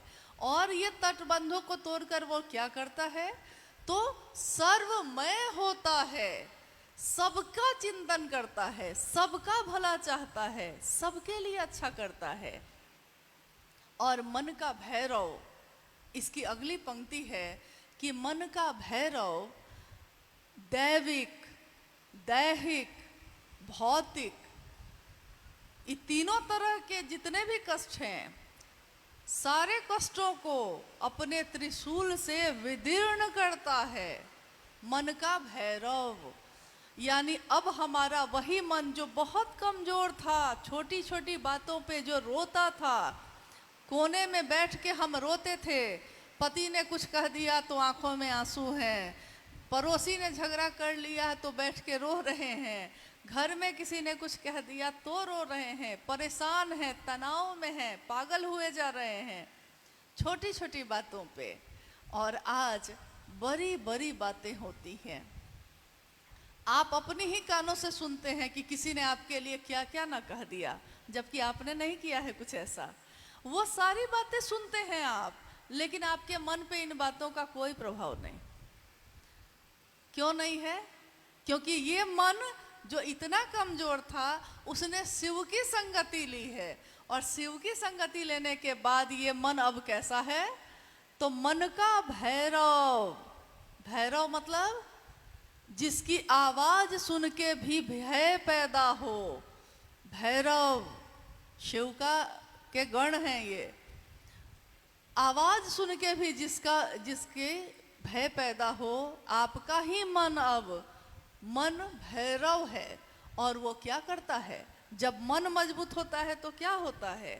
दैविक, यानी कोई ऐसा कर्मफल जो हम कहते हैं ना पिछले जन्म से चला आ रहा है। हम कहते हैं कि इस जन्म में तो हमने कुछ ऐसा नहीं किया, तब भी क्यों भोग रहे हैं? तो हम में से कोई कहता है कि लगता है पिछले जन्म में कुछ किया होगा, यानी दैविक जो ऊपर से ही आरोपित है आप पे, आपको भोगना ही पड़ेगा। दैविक और दैहिक यानी इस देह का, इस शरीर का कुछ ना कुछ, बीमार हैं, बीमारी हो गई, कुछ ना कुछ हो गई, ठोकर लग गई, चोट लग गई, कुछ ना कुछ हो गया। दैहिक, भौतिक, आर्थिक तंगी हो गई है, नौकरी छूट गई है, जमीन बिक गई है, हाथ में एक रुपया नहीं है, यानी भौतिक। रहने को घर नहीं है, चलने को गाड़ी नहीं है, हर तरह से कष्ट ही कष्ट है आर्थिक रूप से, यानी भौतिक रूप से। लेकिन शिव का शिष्य होकर मन ऐसा भैरव होता है कि वो इन तीनों को, दैविक, दैहिक और भौतिक, तीनों तरह के कष्टों को एक साथ दग्ध करता है, एक साथ विदीर्ण करता है, सीधे उसको फाड़ देता है, खत्म करता है मामला। मन पे उसका असर होना बंद। बीमार है तब भी ठीक, बीमारी ठीक हो जाएगी, नहीं होगी तो क्या करेंगे? अब महादेव यही चाहते हैं। पैसा नहीं है, चलिए कोई बात नहीं है, अब निकल गए हैं, दूर नहीं जाएंगे तो कोई बात नहीं, बगल वाले से बात कर लेंगे, कोई फर्क नहीं पड़ रहा। पॉकेट में पैसा नहीं है, लेकिन अंदाज तो ऐसा है कि जैसे लगता है कि फकीरी में अमीरी की अदा लेकर आए हैं। फकीरी है लेकिन अदा कैसी है? लगता है कि जैसे कहाँ के अमीर आए हैं, इतना ताव है। कोई महादेव के लिए कुछ कह दे, उसके घर दोबारा नहीं जाएंगे। नहीं, ऐसा करते हैं ना हम लोग। यानी मन का भैरव अब क्या क्या करवा रहा है आपसे। और भौतिक मतलब पहले इस बात का असर होता था कि बगल वाले का घर 3 मंजिला बन गया और हम लोग एक ही मंजिल पे हैं। उसका घर जो है उस पे टाइल्स लगा हुआ है और मेरे घर की दीवार पे मिट्टी लगी हुई है। पहले मन पे इसका असर था, अब है, अब होता है ये असर, कोई फर्क पड़ता है, क्योंकि मन ये समझ गया कि रहना नहीं है, देश वीराना है। हम आए हैं महादेव के पास से, महादेव का काम करेंगे, महादेव महादेव करेंगे और वापस लौट जाएंगे। ठीक वैसे ही जैसे यहाँ आने के लिए, एक छोटी सी यात्रा में आने के लिए, न आप अपना घर लाए, न अपना टीवी लाए, न अपना फ्रिज लाए, न अपना कोई भी सामान लाए, क्योंकि आपको पता था कि छोटी सी यात्रा है, क्या लेकर जाएंगे, जो लेकर जाएंगे वो बोझ बनेगा, इसलिए छोड़िए। और ऐसे भी तो बटा ही जाएगा। ये भी समझ आ गई कि जैसे ही ये शरीर खत्म होगा, अपने ही लोग बाँट उठ के रेडी हो जाएंगे, तैयार हो जाएंगे। यानी ये समझ, पूरी की पूरी समझ। अब इसी समझ के लिए पूर्व में साधु संतों ने, या आज भी कितने लोग हिमालय की गोद में जाते हैं, अपना घर गृहस्थी छोड़ देते हैं, हिमालय में जाके साधना करते हैं। एकांत हो, कहीं कोई हलचल नहीं हो, कोई आवाज़ नहीं चाहिए, महादेव पे ध्यान मेरा टिक जाए, ऐसी जगह चाहिए। तो गुफा में बैठे हैं, तो हिमालय पे बैठे हैं, तो घोर घनघोर जंगल में जाके बैठे हैं। और हम आप कहाँ बैठे हैं? हम आप कहीं नहीं गए। हमने कोई हिमालय घूमने के लिए गए हैं, रहने नहीं गए। नहीं, जंगल घूमने के लिए गए हैं, जंगल में समाधि लगाने नहीं गए। न हमने घर छोड़ा, न हमने गृहस्थी छोड़ी, न हमने अपने दैनिक कामों को छोड़ा, किसी भी चीज़ को छोड़ा नहीं। बस इतना भर किया है कि हर चीज़ में महादेव को लेकर आ गए हैं। महादेव पल पल में हैं। महादेव मेरे घर के मालिक, महादेव मेरे घर के मुखिया। अब बोलते हैं हम, जब कोई पूछता है कि महादेव को गुरु बनाए हुए कितना साल हो गया, तो हम बताते हैं घर में कौन कौन है। तो अब हम कहते हैं कि 5 लोग हैं। तो सामने वाला कहता है कि आपके घर में तो दिखता है आप और आपकी पत्नी और 2 बच्चे दिखते हैं, और आप कह रहे हैं कि 5 लोग हैं। तो हम कहते हैं उसको, हाँ 5 लोग हैं, क्योंकि मेरा महादेव, मैं, मेरी पत्नी और मेरे 2 बच्चे, ये 5 लोगों का परिवार है। लेकिन एक समय ऐसा भी था जब हमारा मन ये नहीं समझता था।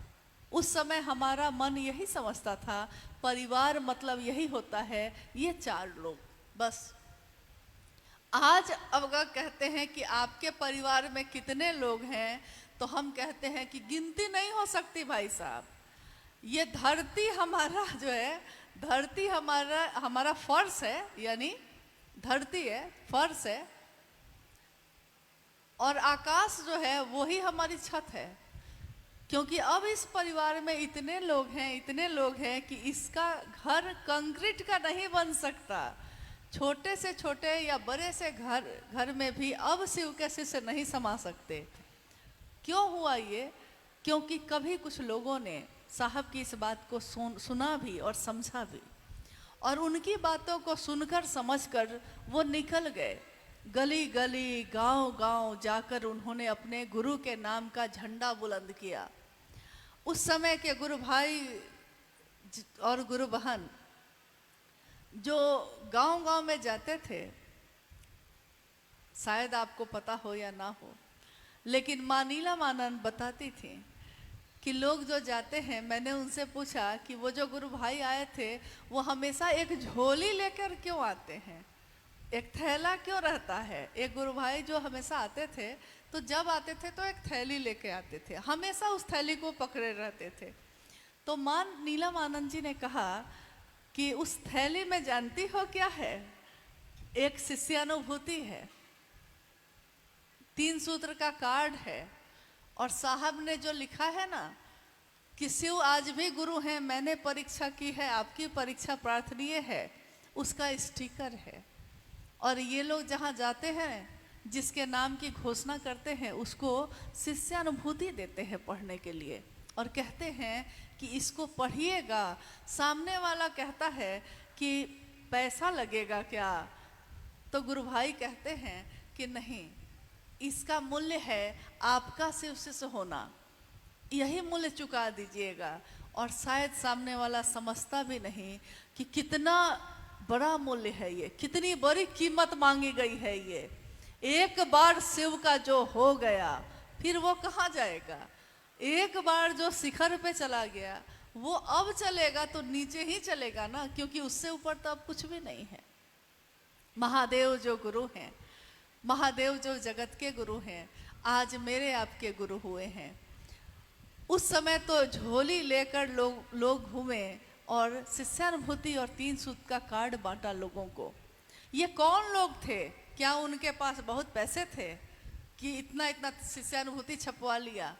उस समय तो संस्था भी नहीं बनी थी, ट्रस्ट भी नहीं बना था। अब है 2007 में 3 संस्था और न्यास बने जो महादेव के काम को बढ़ाने के निमित्त साहब के द्वारा बनाए गए, और आज भी वो इस काम को कर रहा है और तेज गति से हो रहा है ये। लेकिन जब का ये मामला है, उस समय तो ये भी नहीं था।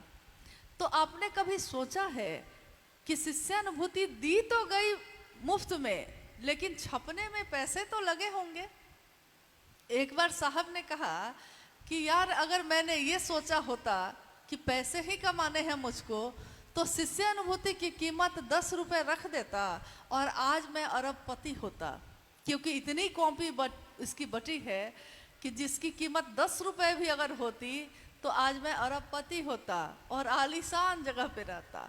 लेकिन ये मेरी चाहत नहीं, मेरी इच्छा नहीं है। इच्छा होती तो शायद महादेव ऐसा करते, लेकिन महादेव ने ऐसी इच्छा पैदा ही नहीं होने दी।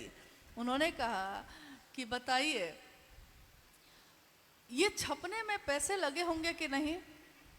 आपने कभी सोचा है कि 1990 के दशक में ये शिष्यानुभूति छापी गई, उस समय किन लोगों के पैसे से ये छापी जाती थी? उन्हीं लोगों के जिन्होंने साहब और दीदी से ये वादा किया कि साहब आपने जो कहा है हम करेंगे, चाहे लाख आफत आए। अब शिव को अपना मान लिया है तो मान लिया है, अब वापस नहीं होंगे। ये रास्ता एक ऐसा रास्ता है जिस पे आगे बढ़ने का रास्ता है, ये वापसी का कोई रास्ता नहीं। एक बार प्रेम के रास्ते चले गए, उसका कोई तल नहीं है, वो अतल गहराई है उसकी, समाहित ही होता रहता है हमारा मन, वो वापस नहीं आएगा। तो साहब ने कहा कि बताओ, उस समय ऐसे आए। माँ नीलम आनंद जी ने कहा कि साहब के पैसे से ही जो तनख्वाह मिलती है, थोड़ा थोड़ा भी बचाने की कोशिश करते हैं, और कुछ जो गुरु भाई गुरुवान हैं, अपने पास से जो वो कमाते हैं उसी में से थोड़ा थोड़ा पैसा एक जगह जमा होता है, और उसी पैसे से ये शिष्यानुभूति छपती है और महादेव का काम आगे बढ़ता है। सोचिए, पैसे तो लगे थे उसमें, लेकिन सामने पैसा नहीं रखा गया, सामने रखा गया आपका शिवजी से हो जाना, इसकी कीमत है।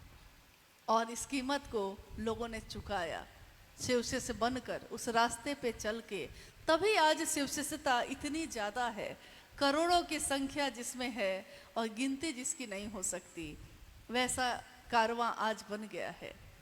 महादेव की असीम दया से हम सभी उस रास्ते पे चल रहे हैं। आज झारखंड के जंगलों में जहां आप जाते हैं, क्या हमारे कंधे पे है वो झोली? आप में से कितने लोगों के पास शिष्य अनुभूति है? कभी आपने पढ़ा, अपने साहब की अनुभूति को कभी पढ़ा है, दूसरों को सुनाया है?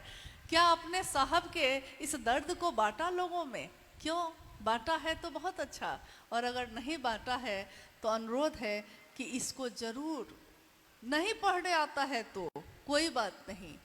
मेरे आंखों के सामने की ये घटना है, कितने लोग ऐसे आए जिन्होंने साहब और दीदी से ये कहा कि हमको पढ़ने नहीं आता दीदी, हम क्या पढ़ेंगे, हम तो अनपढ़ हैं। माँ नीलमानंद जी ने कहा कि अक्षर नहीं आता है तो कोई बात नहीं, साहब की अनुभूति है ना, इसको अपने तकिया के नीचे रख के सो जाना। साहब ने कहा शिव को गुरु मान लिया है ना तुमने, चादर ओढ़ कर सो जाना। लेकिन वो महादेव तुमको सोने नहीं देगा, वो महादेव तुमको चैन से अब रहने नहीं देगा, क्योंकि तुम्हारे अंदर वो जग गया है।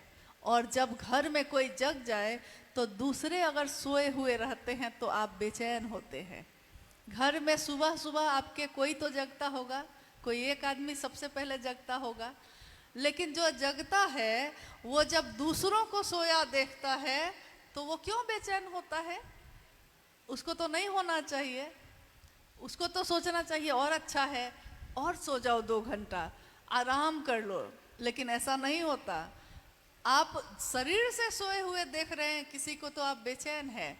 पिताजी आवाज लगाते हैं, अरे उठो स्कूल जाओ, माँ आवाज लगाती है, कुछ नहीं बस चलता है, बच्चा उठ ही नहीं रहा है, उठ ही नहीं रहा है। तब क्या करती है? पहले तो चादर खींचती है, पैर हिलाती है, तब भी नहीं उठता है। तब क्या करती है? 2 झापर सोए में लगाती है, 2 थप्पड़। हाँ, उठ नहीं रहा है, स्कूल खुल गया, सब चले गए, सूर्योदय हो गया, खेत पे चले गए, ये नहीं जा रहा है। क्यों बेचैन हुए आप? क्योंकि एक व्यक्ति अगर जग जाता है और देखता है कि सारी दुनिया सोई है, फिर उसको चैन नहीं है। जो साहब के साथ हुआ, साहब ने शिव को गुरु बनाया और उन्होंने देखा कि शिव तो जगा हुआ है लेकिन ये सारी दुनिया सोई है। शिव तो जगा हुआ है लेकिन दुनिया के लोगों में वो शिव सोया हुआ है। ये जगत, ये दुनिया जगी हुई है और महादेव सोया हुआ है। तब उन्होंने कहा कि अंतः प्रेरणा से, अपने गुरु शिव के दया से जो अंतः प्रेरणा मुझ में जगी, मैंने अपने गुरु से ये वादा किया, मैंने अपने गुरु से ये कहा कि मानव के अभ्युदय की जिद है मुझ में। अभ्युदय मतलब हमारा उन्नयन हो, हमारा परिमार्जन हो, हमारा जीवन जो ये इंसान का मिला है महादेव की दया से, ये जानवर की तरह नहीं बीत जाए, एक पशु बन के हम न रह जाए, हम जीव से शिव बन सकते हैं। और ये संभावना एकमात्र इंसान में है। जीव मतलब इस मामले में इंसान में, जीव से शिव बनने की संभावना और किसी रचना में नहीं है। और जितनी भी योनियां हैं, जितने भी जन्म हैं, सब उस जन्म में आएंगे और खत्म होंगे, लेकिन इंसान की योनि एक ऐसा उसका जीवन है जिसमें ये संभावना है। ठीक वैसे ही जैसे किसी बीए में ये संभावना होती है कि उसमें एक पौधा निकलेगा, लेकिन बिया अगर रख दीजिए तो सड़ जाएगा, पौधा निकलेगा उसमें से। उसको आग में डाल दीजिए तो जल जाएगा, पौधा निकलेगा उसमें से। लेकिन अगर उसको धरती में लगा दीजिए, पानी से सींच दीजिए, थोड़ी परवाह कर दीजिए उसकी, तब उसमें पौधा भी निकलता है। बालियां भी होती हैं और अनाज से मन की तन की भूख भी मिटती है। अभी भाई सोमेंद्र जी कह रहे थे कि हमारे मन की भूख, हमारे मन के तल पे जो भूख है उसकी बात हो रही थी। ये मन में कैसी भूख है जो खत्म नहीं होती। रक्त बीज की तरह ये इच्छा हमारे मन में पैदा होती ही रहती है। तो हम सोचेंगे कि हमारे मन में जब इतनी इच्छा पैदा होती है, खत्म ही नहीं होती है, एक खत्म हुई कि दूसरी पैदा, दूसरी खत्म हुई तो तीसरी पैदा, खत्म ही नहीं होती। जमीन ले लिए हैं तो घर बनाएंगे, एक घर बना लिए हैं तो अब 2 मंजिला घर बनाएंगे, 2 मंजिला घर बना लिए हैं तो अब दूसरा जमीन भी कर देंगे। यानी रक्त बीज एक राक्षस का नाम था। अभी देखिए नौ दुर्गा का व्रत होने वाला है, माँ दुर्गा की पूजा अगले महीने में होने वाली है। महिषासुर मर्दिनी, असुरों का जो संहार जिन्होंने किया, शिव की शक्ति, शिव की भगवती जिसने असुर प्रवृत्तियों का संहार किया, उसी में है। एक ये भी वाकया है कि जो भी असुर आए, असुर मतलब लोग समझते हैं राक्षस, ये एक प्रवृत्ति है जानवर जैसी, इंसानों के जैसी नहीं। इंसानों में तो प्रेम होता है, सहानुभूति होती है, करुणा और ममता होती है, लेकिन किसी में अगर राक्षसी प्रवृत्ति हो तो वो हमेशा दूसरे का दुख चाहता है, हमेशा दूसरे को कष्ट देना चाहता है। यानी ये क्या है इंसान, लेकिन उसकी प्रवृत्ति राक्षस की है। तो राक्षस प्रवृत्तियों को जो संहार करती है वो शिव की शक्तियाँ हैं। शिव की शक्तियाँ जो जागृत हैं आज, शिव की शक्तियाँ कौन हैं? माँ भगवती तो हैं ही, लेकिन शिव की शक्ति अगर आपके अंश में नहीं आई तो आप कैसे महादेव का काम करते हैं, हम कैसे महादेव का काम करते हैं? क्योंकि हमारी इच्छा तो है, लेकिन उस इच्छा में शक्ति नहीं हो तो हम काम नहीं कर सकते।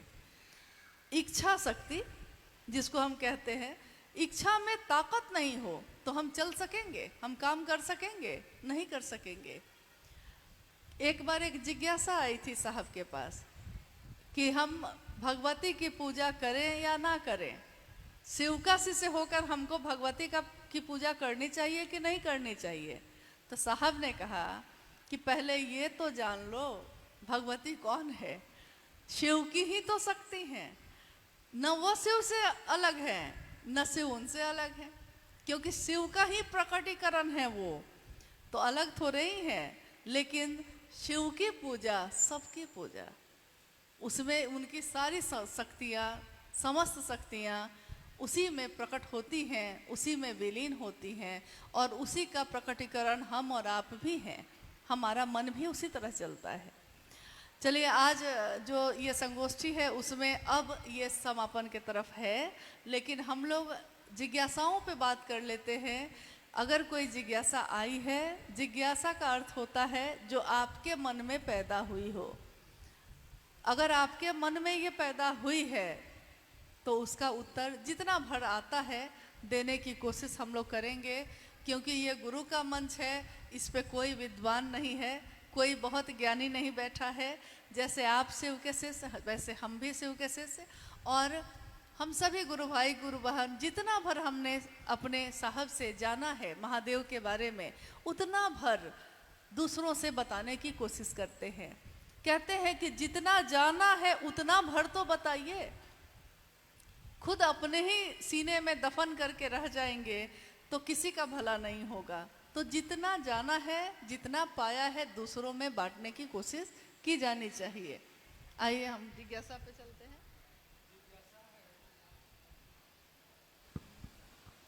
जिज्ञासा है कि शिव शिष्य होकर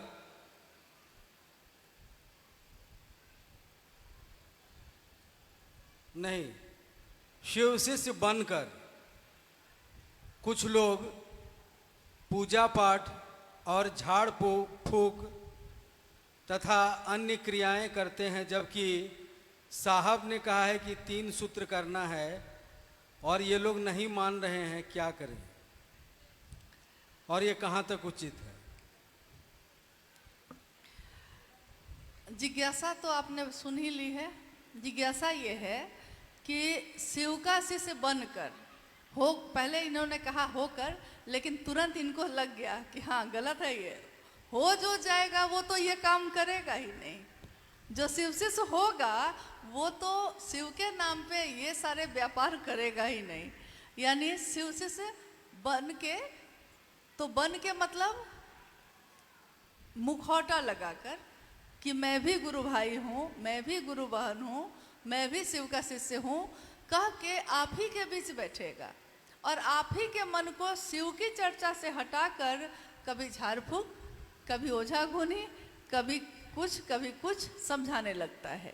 यानी शिव की चर्चा के नाम पे ये सारी चीज़ें होने लगती हैं। कल शाम में हम लोग जब कमरे में बात कर रहे थे तो हम लोग इस पे बात कर रहे थे कि कहते हैं कि गुरु के आदेश में ताकत होती है। उससे अगर इंच भर भी, आधा इंच भी, इतना भर भी, धागा मात्र भी अगर थोड़ा भी इधर से उधर हुए नहीं कि गए। क्यों? क्योंकि गुरु के आदेश के अलावा शिष्य को कुछ और करना ही नहीं है। शिष्य वही जो गुरु के आदेश अनुसार करे, अनुशासन से बना है ये। यानी शिष्य, शिष्य धातु से बना है, इसी से अनुशासन बना है। तो शिष्य वही जो गुरु के आदेश के अनुसार करे। तो ये शिष्य कौन है? गुरु का आदेश क्या है? तो गुरु के आदेश के अनुसार 3 सूत्रों का निरूपण जो साहब श्री ने किया है, इसके सिवा अगर हम आप कुछ भी करेंगे तो वो क्या होगा? वो बस इतना ही भर होगा कि शिव का एक रूप है रुद्र और वो रूप है उनका रौद्र, जिसमें उनकी आंखें तुरंत लाल होती हैं। तो हम शिव का शिष्य बनकर इस काम को ना करें।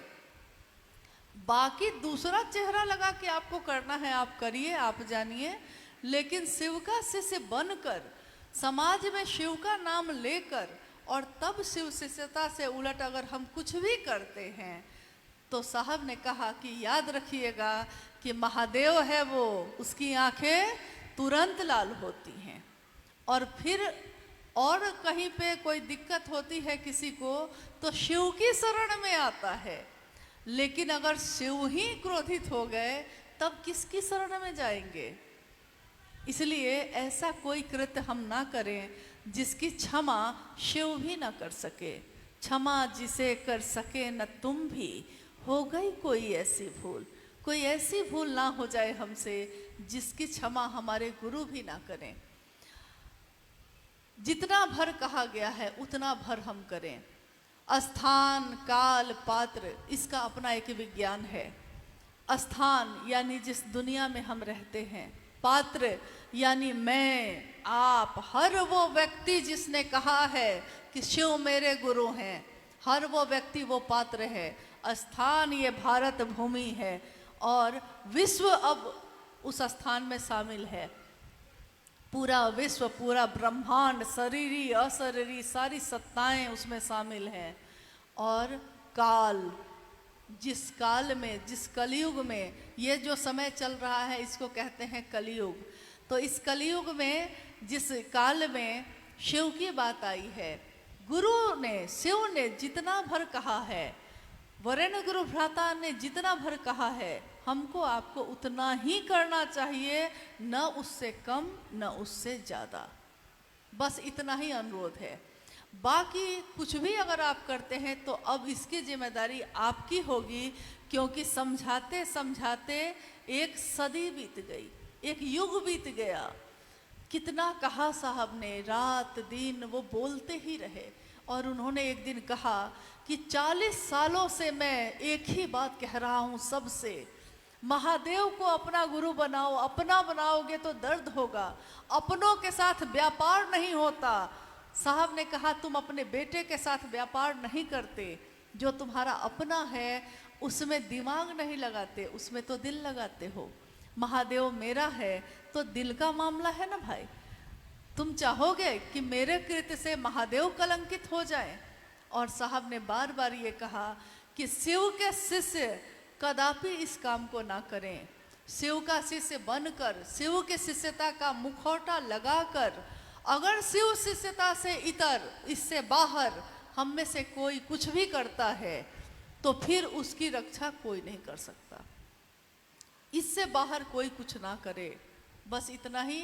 और इसको साहब ने इतनी बार कहा है कि अभी भी हम लोग इस पे बात कर रहे हैं, ये हमारे आपके लिए दुर्भाग्यपूर्ण है। कहते हैं कि उठिए और जागिए और चलिए। उठ गए हैं, जग गए हैं, शिव जाग गया है तो जागा है तो उठिए और चलिए। और तब तक मत सोइएगा जब तक दूसरों में भी शिव को मत जगा दीजिए। जगाइए महादेव को सब में। महादेव का जागना मतलब मन में जागना होता है। नहीं तो पिछले कुछ वर्ष पहले भूकंप आया था, नेपाल में भी आया था, भारत में भी आया था। तो लोगों ने मुख्यालय फ़ोन करना शुरू किया कि आपके शिवसी से जो इधर आए थे उन्होंने इतना जागा जागा महादेव किया है कि भूकंप आ गया है। चलिए कुछ तो हुआ, मतलब आपने माना ना कि शिव जागते हैं तो कुछ होता है। और मैंने अभी कहा वो महादेव तो इतने करीब से सुनते हैं जिसकी मतलब आप कल्पना नहीं कर सकते। आंसू लेकर कोई शिष्य अपने गुरु को पुकारता है और कहता है, ये माँ नीलम आनंद जी की डायरी में लिखी हुई कुछ पंक्तियां हैं।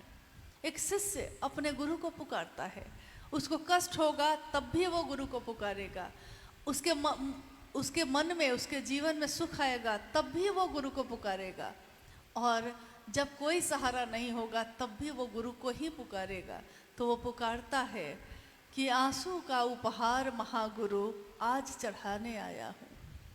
आंसू जो मेरी आंखों में है, महागुरु महादेव, मैं वो आंसू लेकर आपके पास आया हूँ, क्योंकि मेरे पास अब कुछ भी नहीं। इस जगत में जो चीज़ें होती हैं मेरे पास नहीं है अब ये, तो मैं क्या लेकर आया हूँ आपको।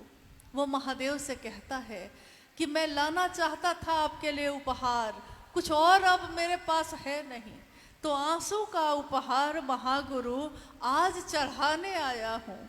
आज निराशा के फूलों का हार चढ़ाने आया हूँ। आंसू की है प्यास तुम्हें, हे महादेव, क्या हम सभी शिव के से रोएंगे तब तुम हमारी मदद करोगे, तब अपने काम को बढ़ाने में अपनी मदद करोगे। आंसू की है प्यास तुम्हें, क्या प्यास है आंसू की, लो प्यास बुझाने आया हूँ। आंसू का उपहार महागुरु आज चढ़ाने आया हूँ। अब आंसू भी बह रहे हैं, बह ही जा रहे हैं, आंसू भी खत्म हो गए, अब क्या करूं। आंसू की है प्यास लेकिन आंसू भी खत्म हो गए, अब क्या करूं। अब तो आंसू भी न रहेंगे, क्या तुम पे वारूंगा मैं। अब तो मेरे पास ये आंसू भी अब खत्म हो रहे हैं, आंखों से बहते बहते ये आंसू भी खत्म हो जाते हैं, आंखें सूख जाती हैं। कोई विरह, कोई पीड़ा जब मन में उठती है तो शुरू में कुछ दिन तक देखिएगा कि आंसू बहते रहते हैं, लेकिन वो पीड़ा सघन बन जाती है, गहरी बैठ जाती है, हटती ही नहीं दिल से, चाहे वो महादेव के लिए हो, चाहे वो साहब दीदी के लिए हो। तो हम कहते हैं कि अब तो आंसू भी न रहेंगे, क्या तुम पर वारूंगा मैं। अब तो किसको सर्व, किसको अपना सब कुछ कहूंगा मैं।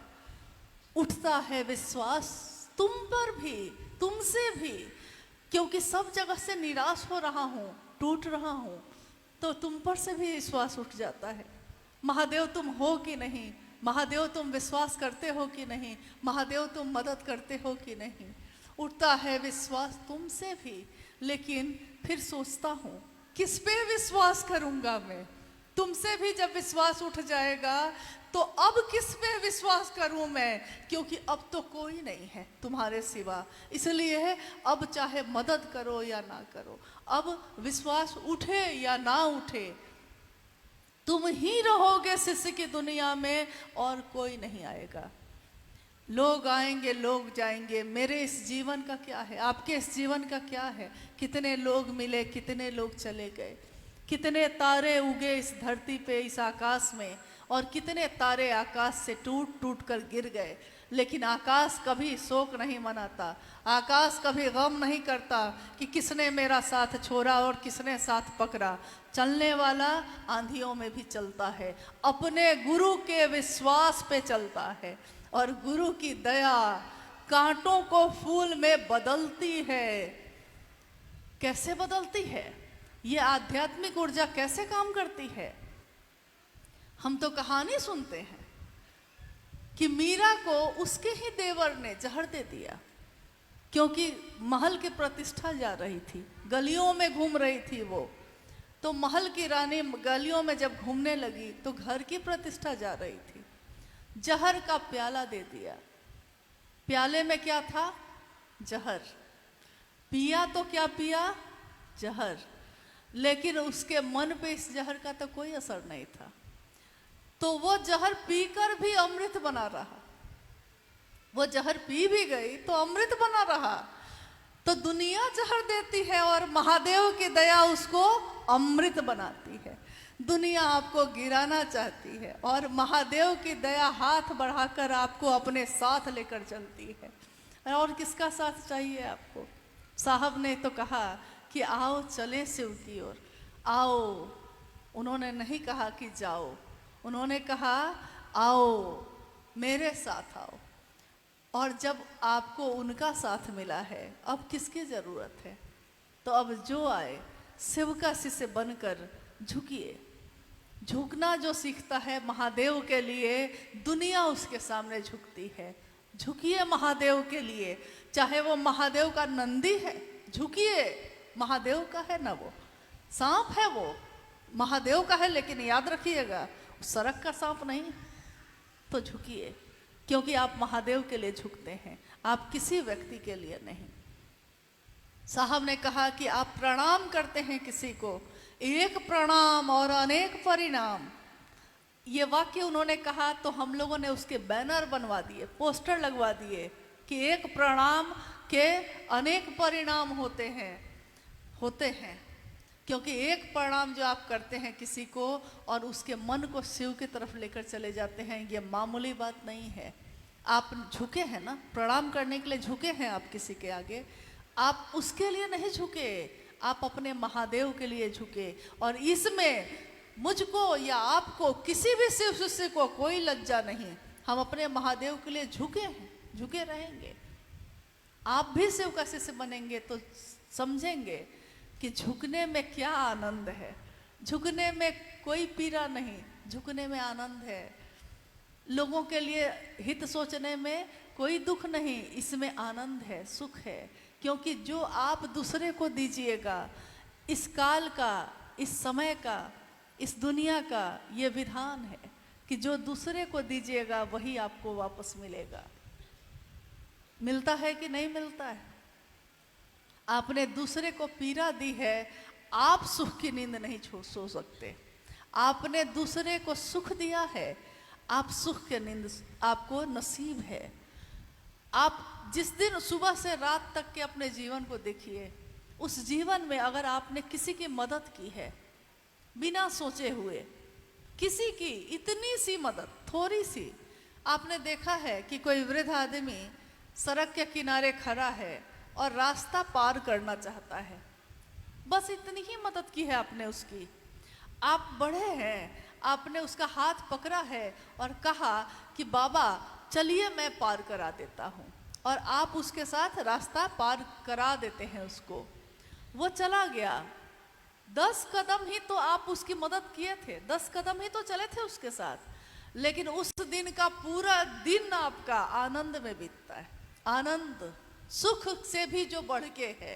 सुख है तो दुख आ सकता है, आनंद हो तो न सुख आता का पता चलता है न दुख का, कुछ पता नहीं चलता। यानी और किसी को आपने अपशब्द बोल दिए हैं, हो सकता है उसका दोष हो सकता है उसका दोष ना हो। किसी को आपने नीचा दिखा दिया है, किसी को आपने रूखा बोला है। आप कहिए, आप सोचिए, क्या उस दिन आपका मन चैन में है? आप सुखी हो गए ऐसा करके? आपके मन में, आपके जीवन में आनंद आया? नहीं आया ना? तो क्यों इस फेरा में पड़े हैं हम लोग? महादेव दीजिएगा तो महादेव मिलेंगे, ये तो साहब ने कहा। दूसरों को शिव का शिष्य बनाओगे तो खुद शिव का शिष्य बनोगे, ये तो साहब ने कहा। और उनकी बात में ताकत है। ये शिव की शक्तियों की बात जो हम कह रहे हैं, उस इच्छा में, उस सोच में ताकत है। जो उस सोच के साथ जुड़ेगा, चलेगा, उसको ताकत, उसको सामर्थ्य उसके गुरु ही देते हैं, क्योंकि उस बात में ताकत है। करके तो देखिए, गुरु के वाक्य में ताकत होती है और किसी चीज में नहीं। करके तो देखिए।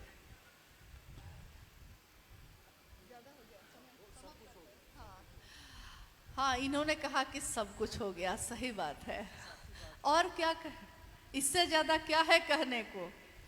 महादेव को पुकारिए और उनका कहते हैं ना, ले ले भभूत भव की। भव की मतलब भाव की, शिव भाव की। हम भभूत लगाने जाते हैं किस चीज की? अगरबत्ती जला है तो उसका भभूत लगाएंगे, नहीं दिया जला है तो उसका काला टीका लगाने जाएंगे, कि सोचते हैं कि शुभ होगा, कल्याण होगा। और साहब कहते हैं कि ले ले भभूत भव की, माथा उछाल कर, माथा को ऊंचा करो, उछालो, महादेव तुम्हारे गुरु हैं। और भव की यानी भाव की, उस भाव की भभूत अपने माथे पे लगा लो। भाव का भभूत, अगरबत्ती का, दिया का नहीं, भाव का ही भभूत लगा लो। भाव, हाँ, ले ले भभूत भव की, माथा उछाल कर, मत सोच क्या खता है। मत सोचिए हमसे क्या गलती हुई, क्या हुआ, हम क्या किए, क्यों हुआ, वो आदमी क्यों हमको ऐसे बोला, पहले हमको अच्छा समझता था, अब खराब क्यों सोचने लगा, हम दुखी हो रहे हैं, पागल हो रहे हैं, क्यों हो रहे हैं। मत सोचिए क्या खता है, मत सोच क्या खता है, खतावार होंगे शंभु। खतावार कोई होगा ना, शंभु होंगे, क्योंकि उन्होंने ही चाहा होगा। उनकी चाहत हमेशा अच्छे के लिए होती है। जब हम किसी व्यक्ति से जुड़ने लगते हैं ना, तो महादेव झटका देते हैं, हटो, ज्यादा उससे क्यों जुड़ गए, मेरी तरफ जुड़ना था ना, जुड़ना तो था महादेव से, व्यक्ति से क्यों जुड़ गए। तो झटका वही देते हैं। उस समय हमको समझ में नहीं आता, हमको दुख होता है, लेकिन फिर लगता है कुछ दिन के बाद, ये तो मेरे भले के लिए किया था गुरु ने। इसलिए गुरु कुम्हार शिष्य कुंभ है, गढ़ी गढ़ी काटे खोट। यानी गुरु जो है वो कुम्हार हैं, हम क्या है, मिट्टी का ढेला ही तो है।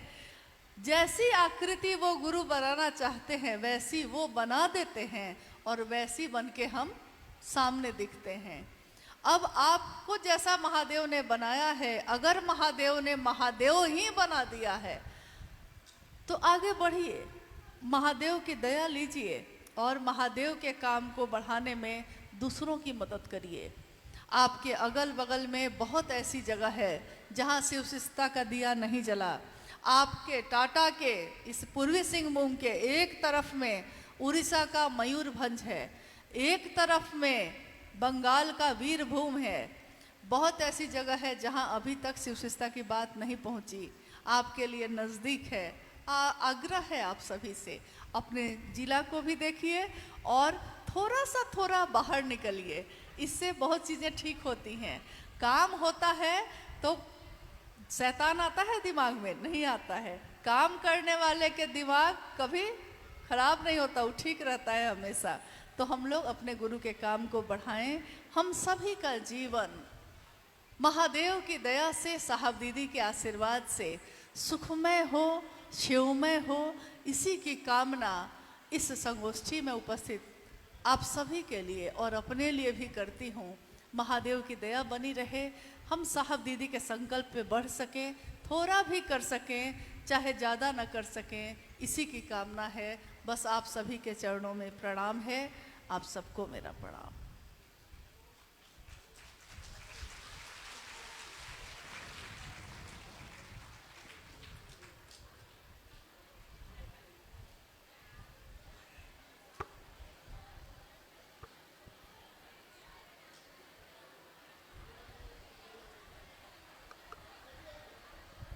स्थिर से बैठे रहें।